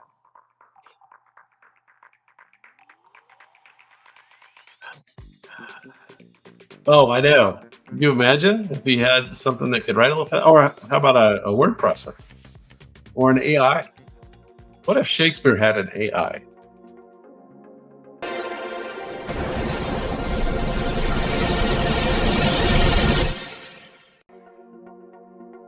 Alrighty. You guys know the rules. Robots do the painting, you do the guessing, and I do give the clues that you're going to need. Top 20 world explorers from the golden age of exploration. Here we go. For decades, sailors feared sailing past one particular cape, believing sea monsters lurked beyond this cape. This Portuguese navigator proved them wrong. All the way back in 1434, he crossed a key barrier along Africa's coast. His voyage opened the door for Atlantic expansion. He was actually the first to sail past Cape Bojador. Da Gama is a great guess.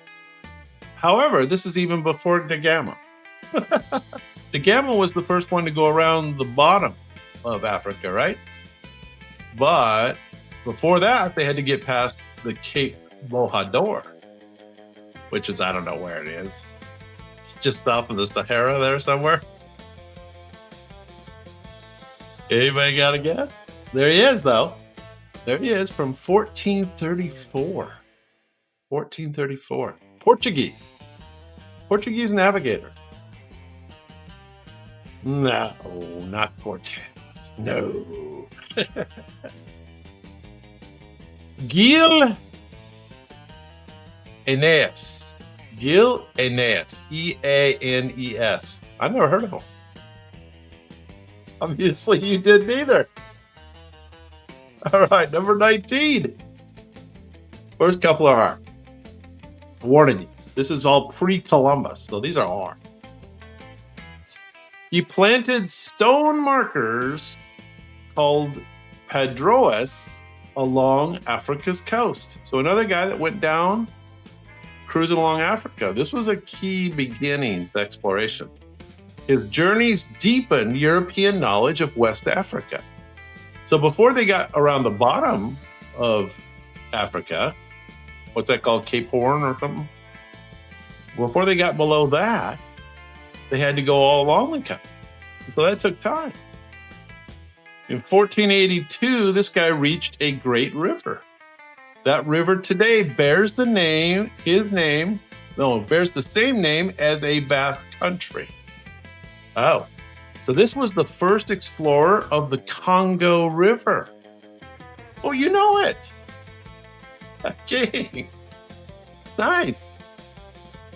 You even have spelled it perfectly. Diogo Chow. Yeah, there you go.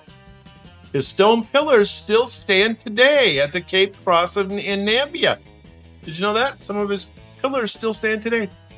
From 1482. Wow. Nice one. Number 18. Now, this gentleman sailed for Portugal in the early 1400s. This is even before. It's even earlier. He helped rediscover islands in the Atlantic. Those islands became a vital way station for explorers. They were rich in sugarcane and wine. He colonized Madeira.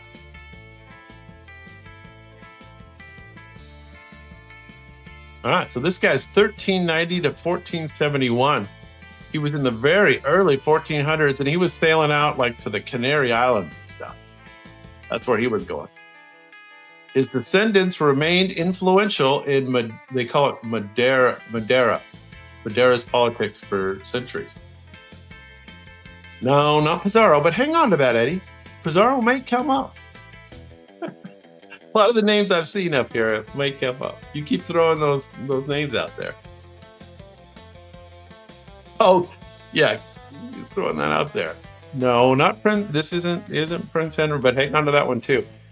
This is João Goncalves Zarco. Jean Clavis Zarco. There you go. Portuguese again. Those Portuguese. Early explorers. All right. Eventually, we're going to get into some more known names. Eventually. Number 17. This gentleman wasn't a navigator. He was a naval commander. His conquest stretched from the Middle East to Asia. He captured Goa and Malacca, vital ports for trade.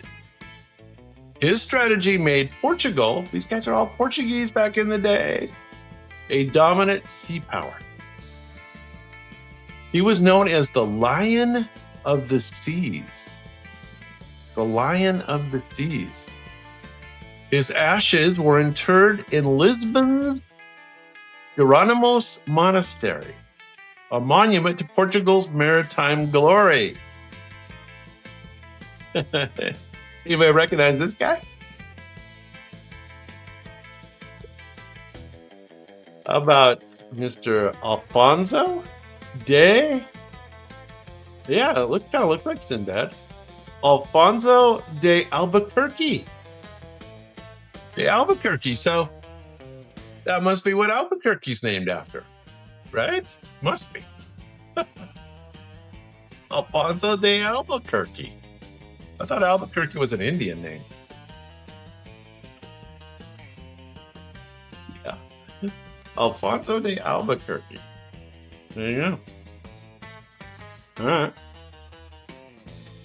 So we have another one. Now this is I think this might be a Spanish guy. He wasn't the leader at first, but he became one by necessity. His captain had died in the Philippines in 1521. So I think we might get a clue on this later, but I bet this is Magellan's first mate. Magellan's first mate, I'm guessing. He took command and completed a legendary voyage. That voyage circled the entire globe. So yeah, Magellan didn't make it. So this is Magellan's first mate. Who's this? This is the golden guy that made it all the way around. He finished Magellan's circumnavigation. Spain later honored him with a coat of arms featuring a globe and motto, "You circled me first." It's a little known fact. This is the guy, not Magellan. Magellan gets all the credit. This is Mr. Juan Sebastian Elcano. Juan Sebastian Elcano, 1476 to 1526. You circled me first. There he is. Learn something every day on the show. All right. All right, so I've heard of this guy. Let's see if you guys have. He was not European. He was Asian. He commanded a fleet larger than Europe could imagine at the time. His voyages reached India, Arabia, and Africa. His treasure ships were legendary in size. So I don't know if you guys remember that from the different history stories, but the Chinese ships were huge.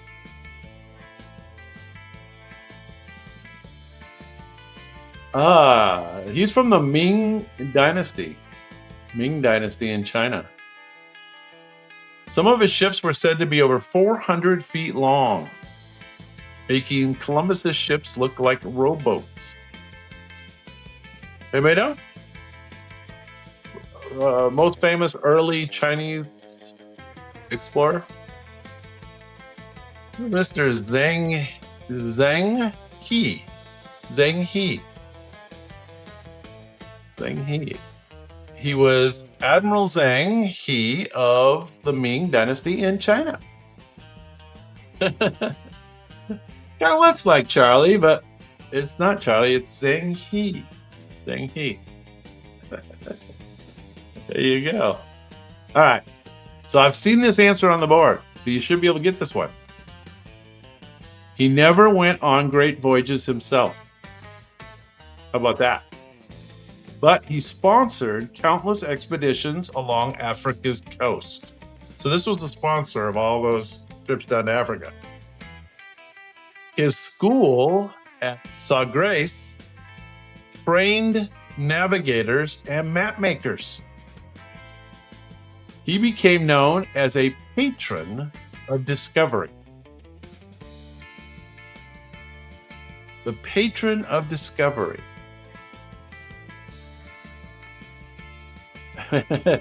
King had the answer earlier. Is King still in the house?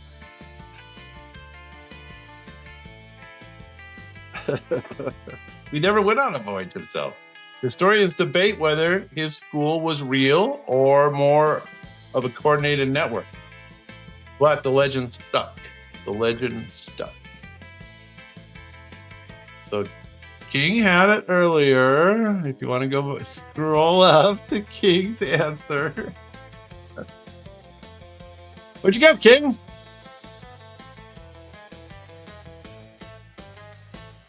This is Prince Henry the Navigator. Prince Henry the Navigator. There he is. He did a school for these guys. Yeah. Nice the robots to include him, I think. All right, Doctor. We'll give you credit for that. Are you going for the next one? Yeah, but you had it, King. You had it.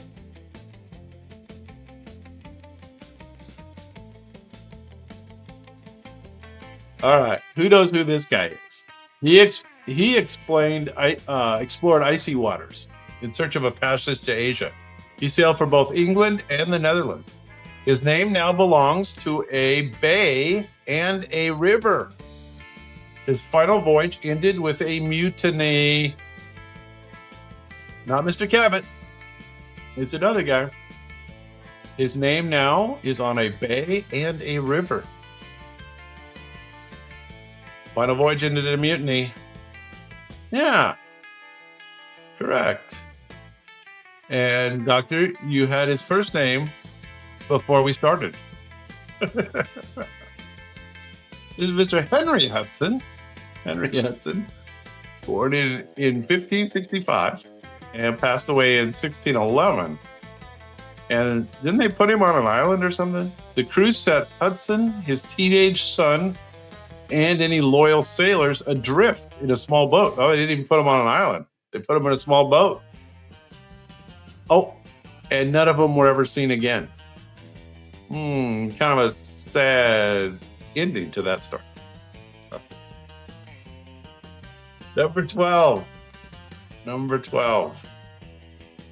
This gentleman claimed new lands for France. His voyages took him deep into North America. He named a famous river after a saint.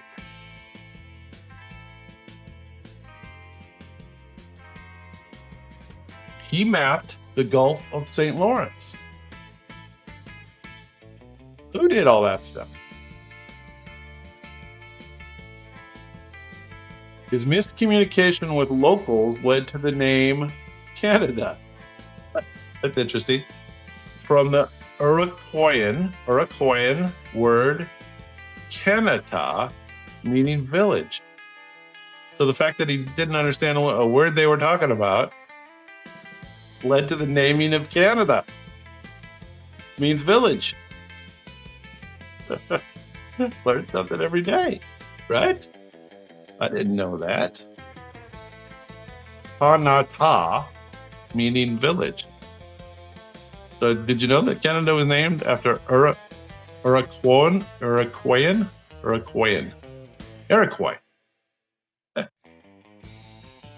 Jacques Cartier! Jacques Cartier! Or is it Cartier? Cartier! Jacques Cartier! Chapter 11. All right, now you probably know this guy.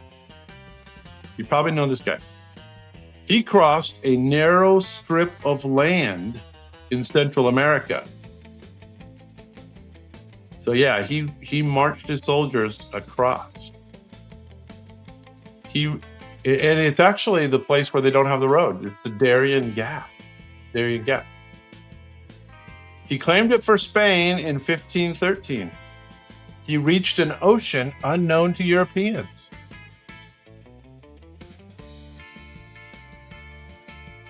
And he claimed it for Spain. And this was the Pacific Ocean. This is the first guy to see the Pacific Ocean. He carried a banner of the Virgin Mary when he saw the Pacific mixing faith and conquest. No, Betty, not yet. Not yet. Just keep dialing in Mr. Pizarro, because he's coming up. Who discovered the Pacific Ocean? Who marched his soldiers across Central America? Who was the first one to see the Pacific Ocean? They named an island in Southern California after him, in the Newport Beach area. Does that help? Oh, I keep trying. This is Vasco Nunez de Balboa. Mr. Balboa. There you go. All right, Dad, I think you know this guy. This is the English guy, King. He was both an explorer and a privateer. Some would say a pirate. He raided Spanish treasure fleets in the Americas. He became the first Englishman to circle the globe. Along the way, he claimed California for England. Yeah.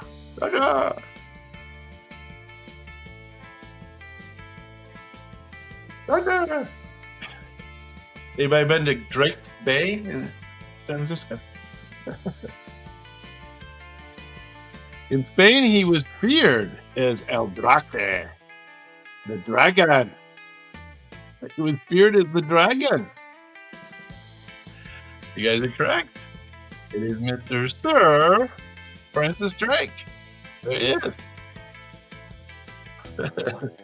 Very dapper. Born in 1540 and passed in 1596. El Guapo. El Drake. If I'm pronouncing that right. The dragon. All right, number 9. And I warn you, I have not heard of this guy till now. But he sounds big. Sounds important. He set out to follow the sea route to India.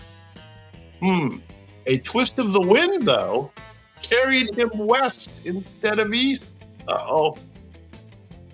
In 1500, he sighted and claimed a new land for Portugal. So this was the beginning of something big. That land was South America's largest country. This is the guy who discovered Brazil. Brazil. No, not Mr. Columbus. This guy, Columbus kind of went the way he was supposed to. This guy wanted to go to Asia and got blown across the Atlantic Ocean. They accidentally discovered Brazil. A fleet of 13 ships was one of the largest ever to sail from Portugal during that era. And they got a little off base. Alex is in the house. And, you know, Peter the First was really great. Peter was great, but he wasn't this great. He did not discover Brazil. This is Pedro Oliveras Cabral. And I didn't know that one, so, you know, I don't blame you for missing that. The rest of them, though, come on. Number 8. Top 8. We can get them all. Here we go. This gentleman sailed farther south than any European before him. In 1488, he rounded a great southern cape. That voyage opened up the sea path towards Asia. So this is the first guy to go around the cape down there in Africa. The Portuguese king renamed the cape to something more hopeful. Cape Hope, I guess. Cape Good Hope. He was the first to round the Cape of Good Hope. He had actually originally named it the Cape of Storms. And that's what they're talking about. He had named it Cape of Storms, but the king changed to Cape of Good Hope.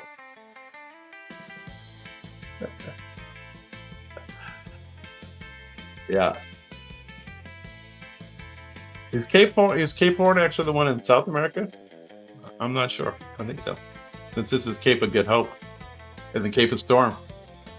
But who did that? Who was the first Portuguese guy to make it? Remember? About Bartolomeu Dias. Mr. Dias. D-I-A-S as opposed to D-I-A-Z. Yeah, very good, King. You had it. You had it. Very good. Okay, number 7. I think we've all heard of this guy. I've seen the answer on the board. He was actually Italian by birth, but he sailed for England. In 1497, he crossed the North Atlantic.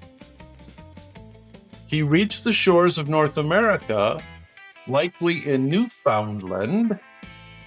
His voyage helped England stake early claims in the New World. Yeah, Dagger. You are correct. Correct. His voyage helped England stake new claims. He was Mr. John Cabot.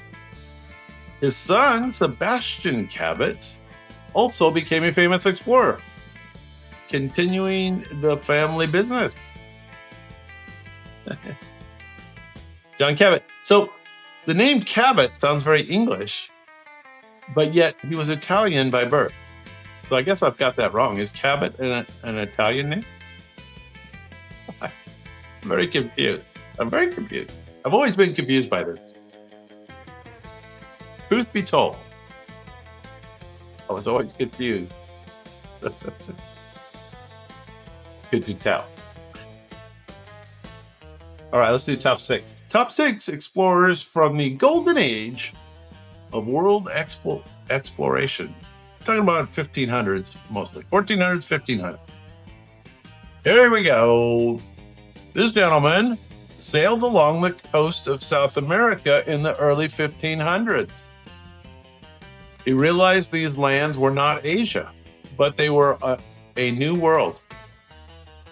His letters describing the voyages spread widely in Europe.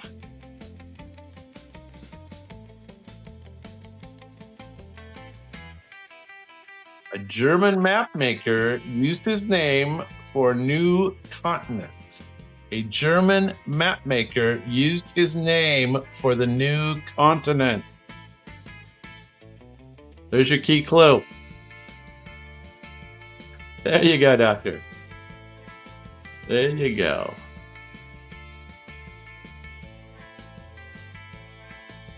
Ah, we got all kinds of facts coming out. Yes, but what was his first name, which was more important? How many places do they name after the guy's first name? That's kind of weird, huh? That's weird. Amerigo Vespucci. Amerigo Vespucci. Yeah, very good. You guys all are getting that. That's right. The Americas were named after him, not after Columbus. It's not called Columbia. That's another place.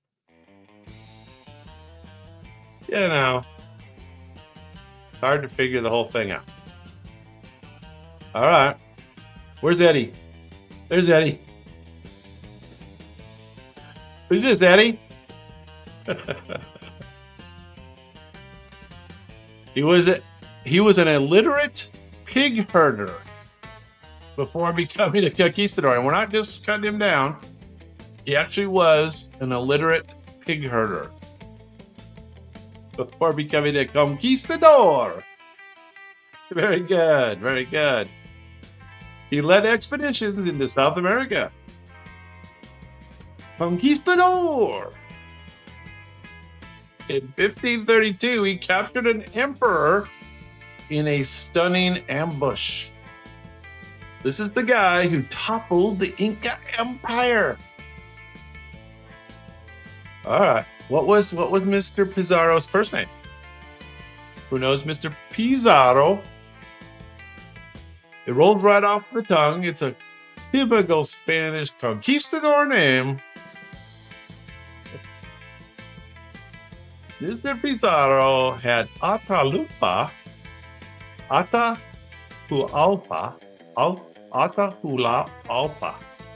executed, even after receiving a room filled with gold. Yeah. Juan's a good guess. Isn't he? Not as good. Not as good a guess. Francisco Pizarro. Top four. Let's do it. You know him. You probably recognize this guy. He sailed west from Cuba in 1519. His small force faced a mighty empire. He used alliances and strategy to defeat them. This is the guy who conquered the Aztec capital of Tenochtitlan. Tenochtitlan.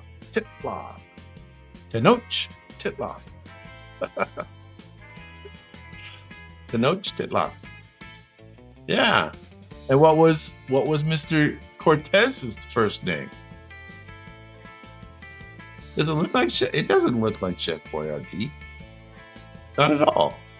That's not a chef hat. Okay, Mr. Cortez, spelled with an S incidentally, not a Z. Cortes, with one of those little things over the E. Little thing over the E. And what was his first name? Anybody remember?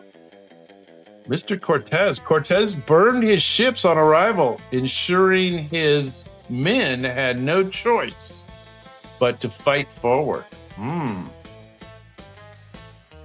This is Mr. Hernan Cortez. Hernan. Hernan. Hernan. Okay, top three. Now, I have seen this name on the board tonight, so let's see if you can get it. He followed the path first opened by Mr. Diaz.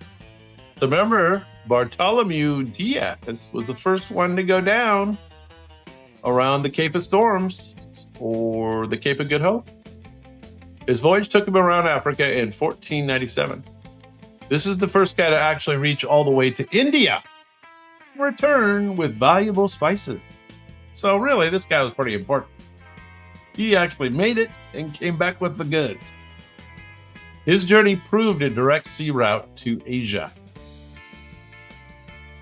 This is the first guy to prove a direct sea route to Asia. I'd say pretty important. Pretty damn important. His voyage earned profits of 60 times the expedition's cost. One of the most lucrative trips in history. I've seen the answer up there. Do you guys remember any of your answers from previously? It's not Bartholomew Diaz. It's the guy after that. How about if I told you his first name was Vasco? Vasco. Vasco da Gama. Not Jack Sparrow. That's a good guess, though. That's a pirate, though, not an explorer. Not an explorer. If we were doing pirates, that would be a good guess.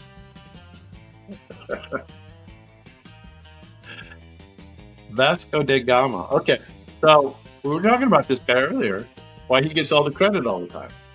He set out in 1519 under the Spanish flag. His fleet sailed west across the Atlantic. He gave his name to a strait at the tip of South America. He crossed a vast ocean named the Pacific to the Philippines, where he didn't make it any further.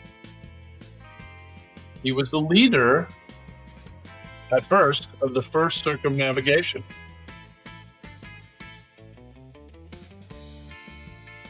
This is the leader of the first circumnavigation. And we talked about his first mate is the one who actually finished it earlier. Yeah, Doctor, you're correct. You remember Mr. Magellan's first name by chance? It's another one of those standard Spanish names. Not really a conquistador, more of an explorer name. Magellan himself was killed in the Philippines before the voyage was complete. We knew that. He was born in 1480 and passed away in 1521. Ferdinand. Close. Fernando's very close. Ferdinand. I don't know. Does he go by Fernando for short? Maybe so. Well, that leaves us with number one. Number one, and the robots don't disappoint. They don't disappoint. This guy sought a westward route to Asia. He was backed by Spain, and he sailed in 1492 across the ocean blue. He landed in the Caribbean instead. His voyages opened Europe's age of discovery in the Americas. So yeah, he really opened the door to all the Spanish coming in and causing all kinds of mayhem. You are correct. Roger. Eddie. Eddie, that's kind of correct. Sort of. He's got that hat. Same hat.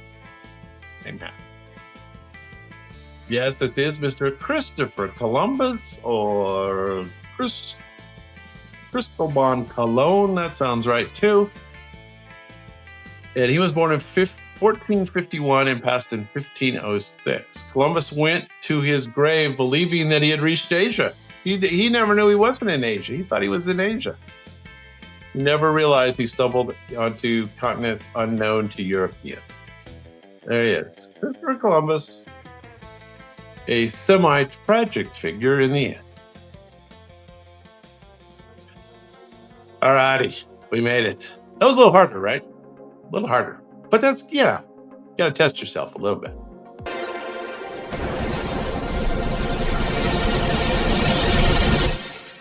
Yes, indeed. Pathetic. Okay, you know the rules. Robots paint, you guess. I give the clues along the way. And you will need them. Once again, top 20 worldwide engineering marvels. Starting with number 20.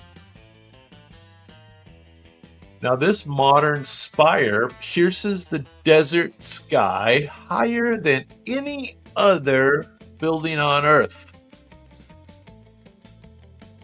It took over 5 years, 22 million man-hours, and enough concrete to fill 100 Olympic pools. Its design was inspired by the desert flower Hymenaeus. Hymenaeus. Something like that.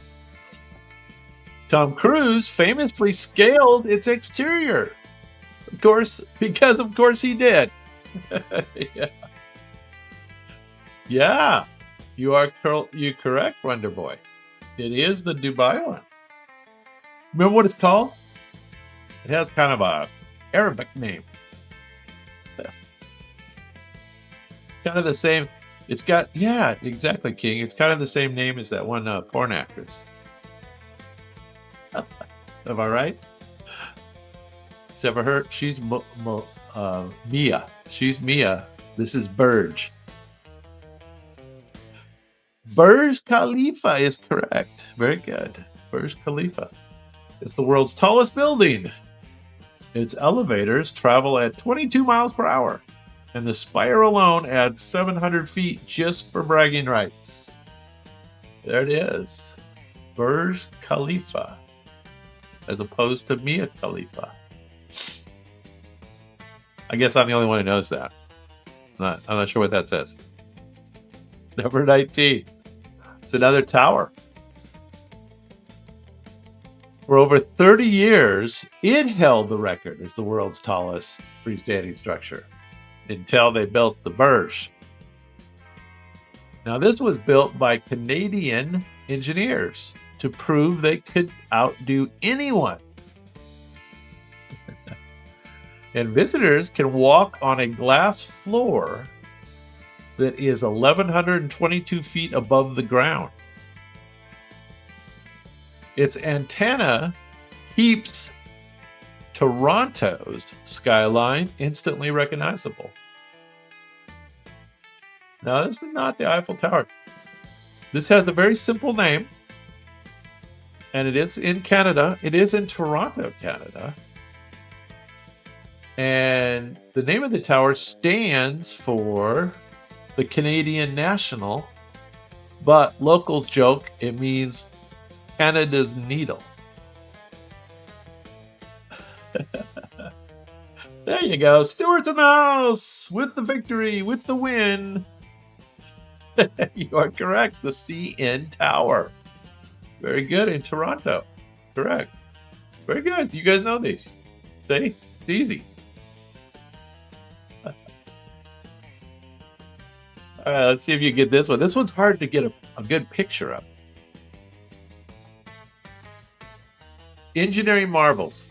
It links two countries that once fought countless wars, and now they're joined by a rail. Trains glide 250 feet below the seabed. The tunnel runs 31 miles long with 3 parallel tubes. 3. One is one for emergency. Is that right? I don't know. Passengers can travel from London to Paris in about 2 hours. What do they call this thing now? There's a couple different names. Eurotunnel is not one of the names that it goes by. Workers from both sides met in the middle with less than 2 inches of alignment error. Ooh, what do they do when they're 2 inches off? Engineering precision worth a toast on either shoreline. Yes, the channel is the slang name, the channel, and the formal name is the Channel Tunnel. Between, of course, UK and France. There it is, the channel. Engineering marvels. Keep in mind, engineering marvels. All right, number 17. Now, this one was built all the way back in 1914, so it can't be that much of a marvel. This man-made passage cut through a continent and changed world trade forever. Its locks lift ships up and over mountains, powered by gravity alone. It took over 30 years and tens of thousands of workers to complete. Correct you are, Stuart, Doctor, Wonder Boy. It connects the Atlantic and the Pacific. And you're right, it's called the Panama Canal. Now, you think the U.S. is going to get that back? I haven't heard much about that. Lately. Wasn't Trump going to take that back? I guess he gave up on that one. When it opened, a ship saved nearly 8,000 miles. Now, he is down with the military down in Venezuela right now, taking out drug lords. So he might be staging to then make a right turn, go over to Panama. Could happen. When it opened, a ship saved nearly 8,000 miles by going through here. You could save 8,000 miles. There you go. All right, number 16. See who knows this one. This is in France. This structure is taller than the Eiffel Tower, but it carries cars, not tourists. It floats gracefully over the Tarn Valley in southern France. It is designed by Sir Norman Foster. Sir Norman. It's the world's tallest bridge. It's both a marvel of steel and a work of sculpture. It is a very pretty bridge. It stands as the crown of modern bridge engineering. It is so high that sometimes clouds pass beneath your car, a drive literally above the weather. Yeah, it is a viaduct. And yes, it's meow meow. Meow Mix viaduct. How about Millau? Millau. I'm not sure how you pronounce that in French, but Millau viaduct. Yes, I think you had it. All right, next one's too easy, but we'll do it anyway. We'll ask some side questions.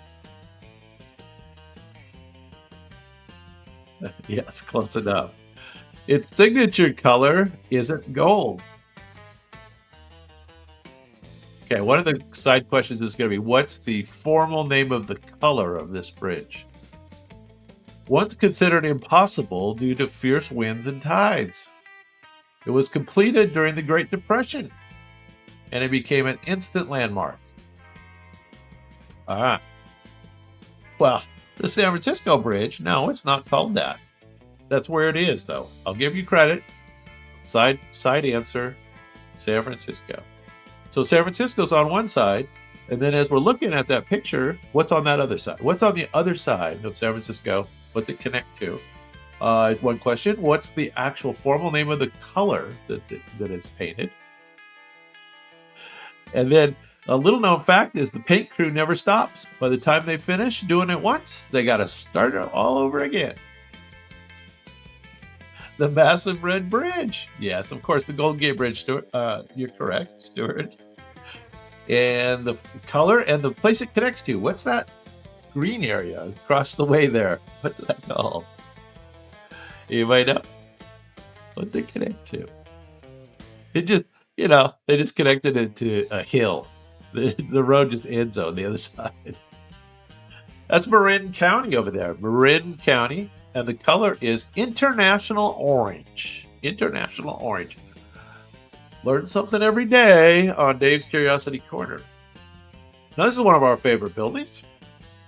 It looks like a cluster of sails or seashells ready to set off across the harbor. Its design was so daring, the original architect quit halfway through.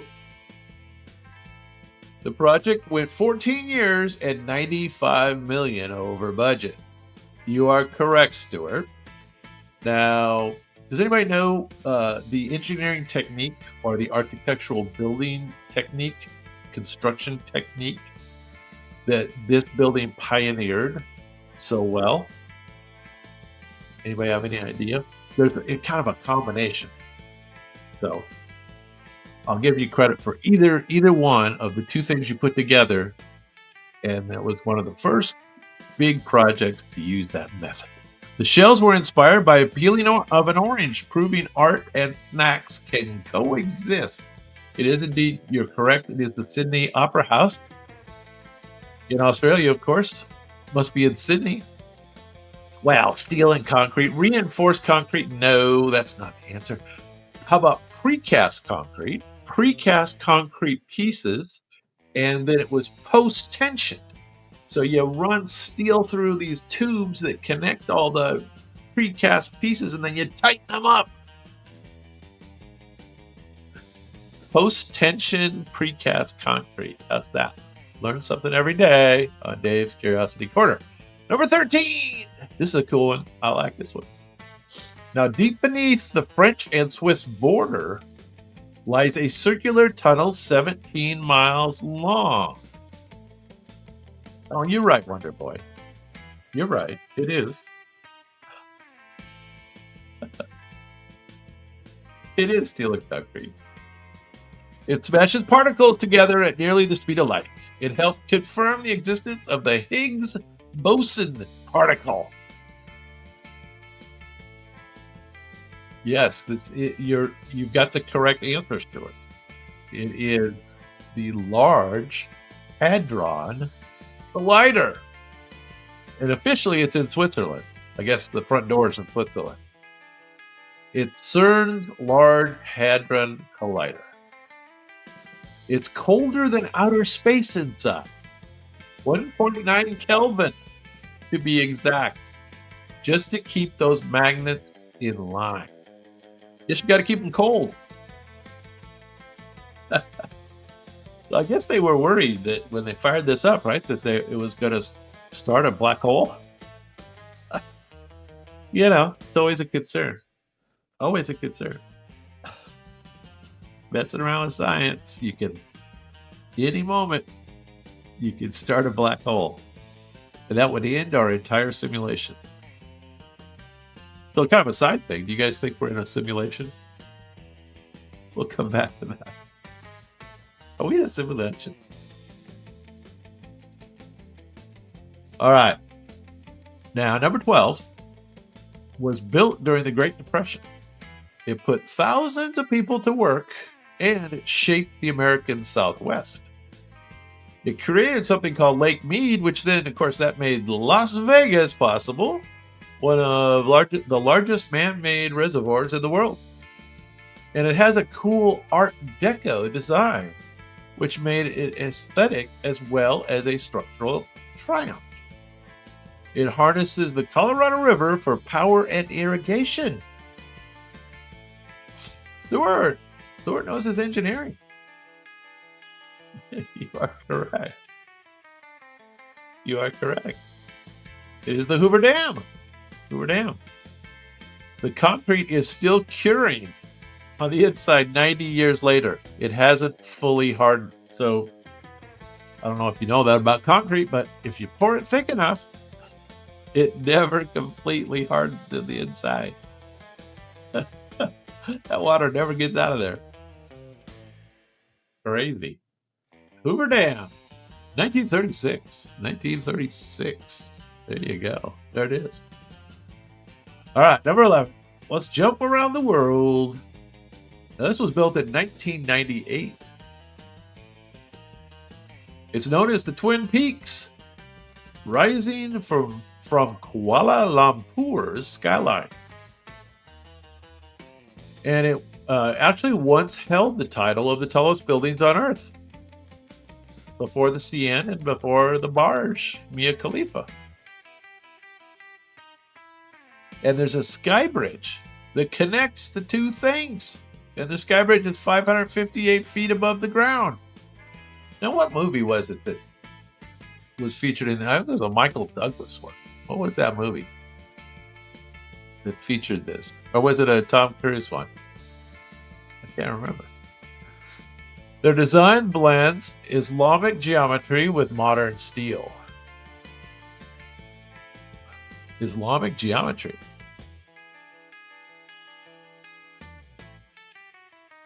Does anybody remember the name of this place? The bridge isn't bolted to either tower. It's built to slide slightly during high winds. Yeah. Yeah. Very good. You guys got it. Stuart? Wonder Boy? Petronas Towers. Petronas Towers. Do you know where it is? What's the country? I said Kuala Lumpur. Kuala Lumpur is in... Yeah, King, you're right. You're right. And it is in Malaysia. Malaysia. I just remember the King of Malaysia. All right. So I have to once again my Apple Notes crashed on me again, which I guess happens towards the end of the rounds, towards the end of that third round.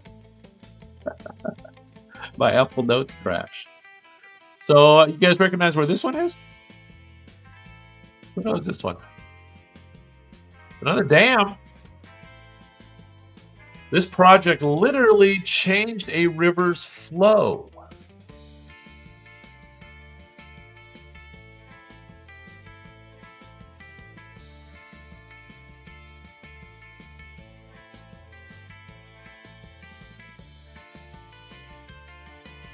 I'm almost back. It's the world's largest hydroelectric power station. It generates enough energy to power tens of millions of homes. It spans the mighty Yangtze River. And it is, what's it called?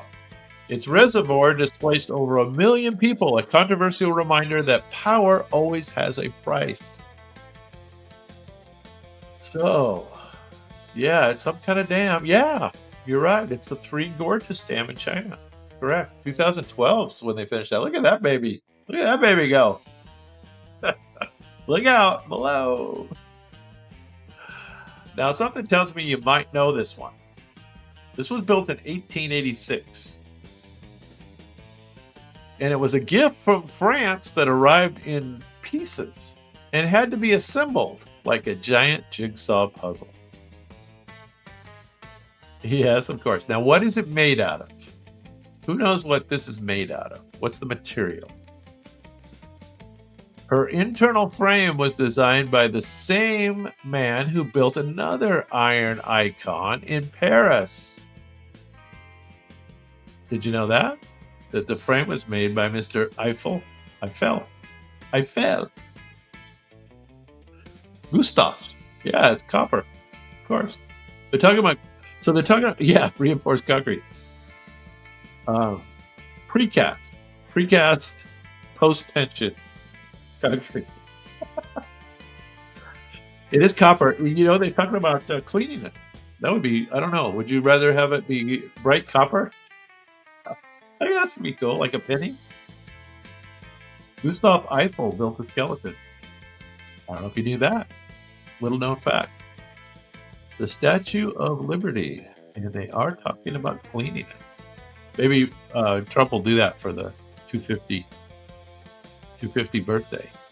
That's next year, 2026. 250 years of independence from you nasty British folks. You authoritarians. No kings. No kings. All right. Oh, I think we all know this one. Gladiators, lions, and spectators.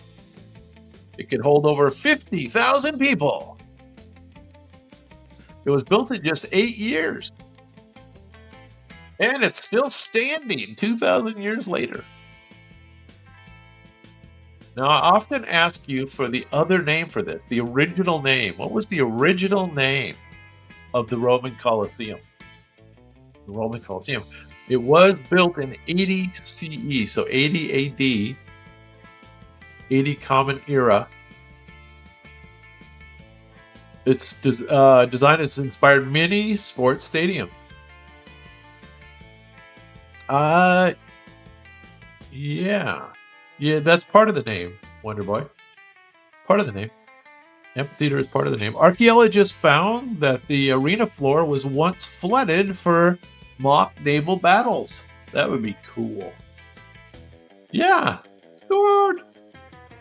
You are correct. It is the Flavian Amphitheater. Do you know why it was called the Flavian Amphitheater? It's kind of like why it was called the Krikorian Theaters for a long time. The developer's name was Flavian, the guy who put the money up. Yeah. There you go. The developer's name. All right, number 7. I think we know this one. It's visible from space. They say that's not really true, but it's a myth. It spans deserts, mountains, and grasslands. How long is it? The second part of the question is, what is it and how long is it? It was built over centuries to repel invaders from the north. I know. Mongols. It's the longest structure ever created by humans. Stuart. Wonder Boy, I think, had that. Yeah. Yeah, everybody's got it. So how long is it? You guys remember? And it was built for over a long period of time. Started in 700 BC, and it was still being added to in the 1600 ADs. 13,000 miles. Correct, Stuart. You are correct.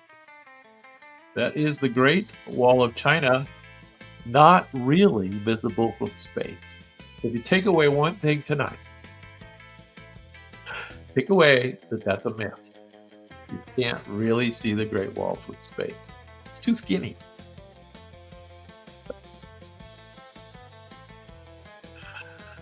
All right.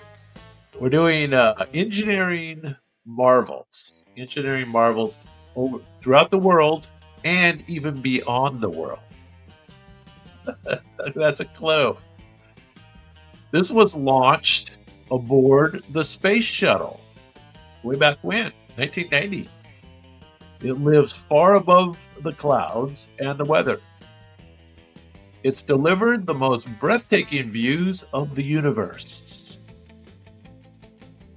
Astronauts actually repaired it in orbit with wrenches and a lot of patience. And it has fundamentally changed our understanding of galaxies and time.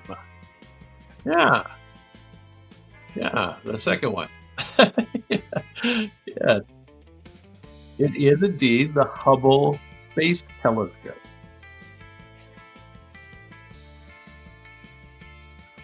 You remember when they launched it, they discovered that it was like built wrong or something? The contractor didn't do something right. They had to jerry rig it to then adjust for the whatever the error was in the construction. And then it turned out great. So there you go. All ends all well that ends well. The world's most expensive pair of glasses. There you go, Hubble. Hubble is correct. Okay, top 5. Top 5 engineering wonders. And then we're done. Here we go. Number 5. Yes, imperfection. It's humanity's home away from home. This is orbiting at how fast do you think this thing orbits the Earth at?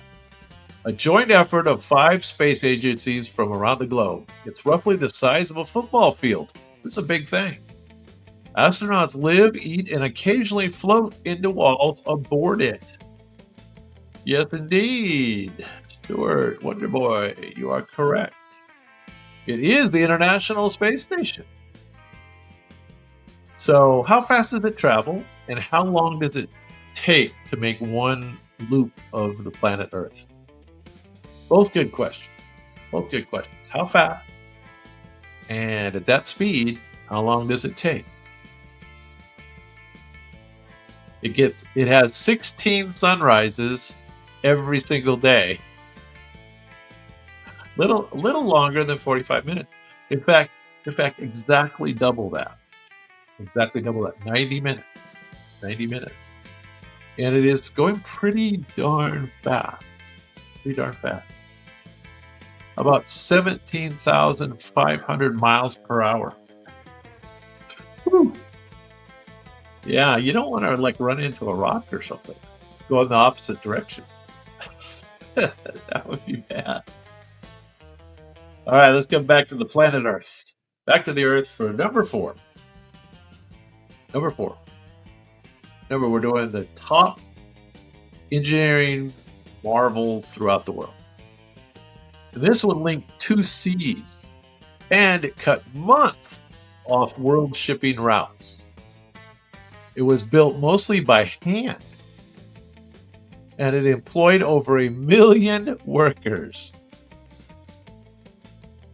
How about that?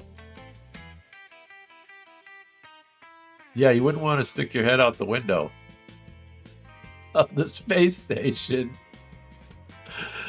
Get smacked by a mosquito or something.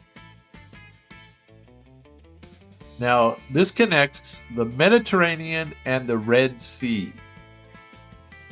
Yeah, Stuart, you're correct.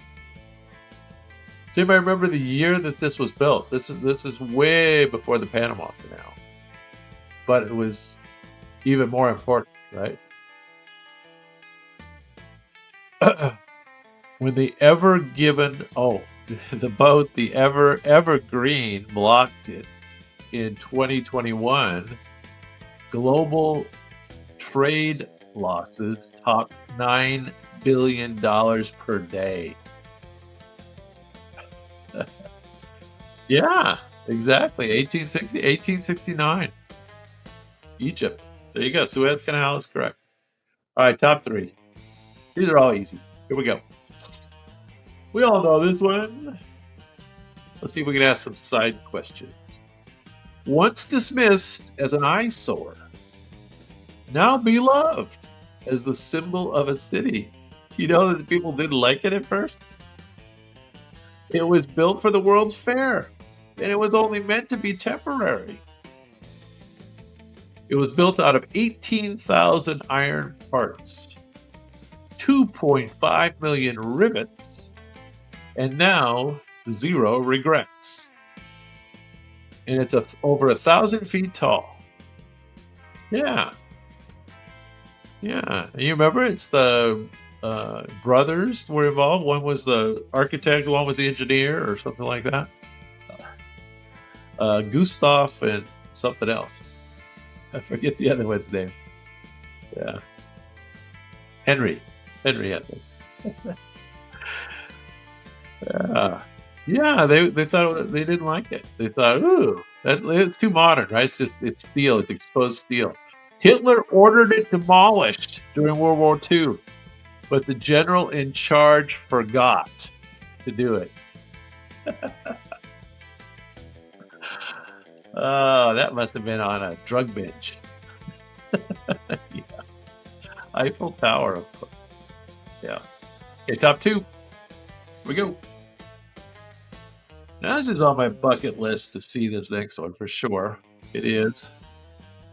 Bucket list.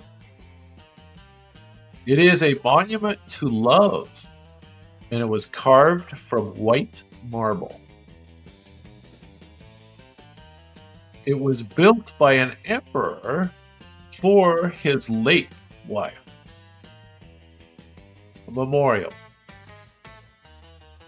Its symmetry is so perfect that even the reflection in the pool is designed to align. And it does change color with the light throughout the day. It is pink at dawn and golden at sunset. And you are right, Stuart.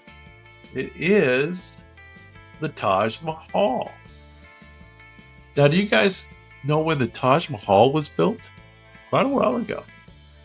Legend says the emperor planned a black marble twin across the river, but was imprisoned before it could be built. Why was the emperor imprisoned? What's up with that? Yeah, you're right. The black one. It was built in 1648. 16, way back when. Yeah. All right, so what's that leaves? The biggest engineering marvel in the world is, of course,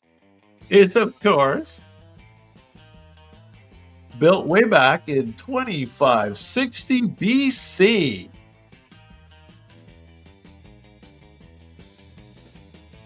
Built 4,500 years ago, and it's still standing tall.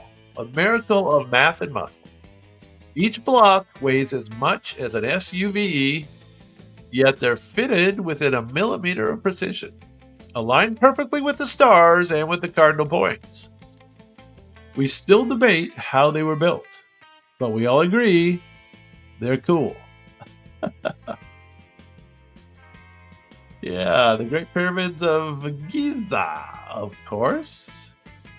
Until the 19th century, it was the tallest structure in the world. Can you believe that?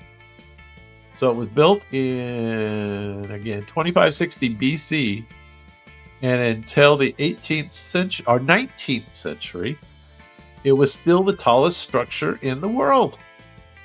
It held that record for 4,000 years.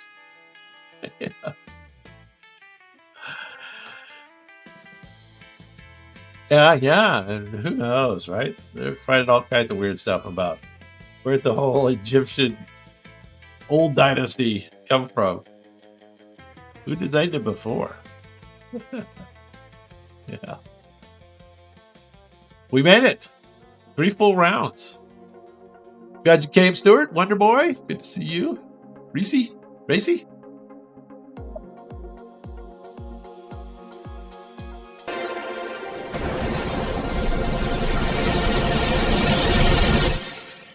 Join us Wednesday night at 7 p.m. Eastern Time for Hollywood Magic Trivia.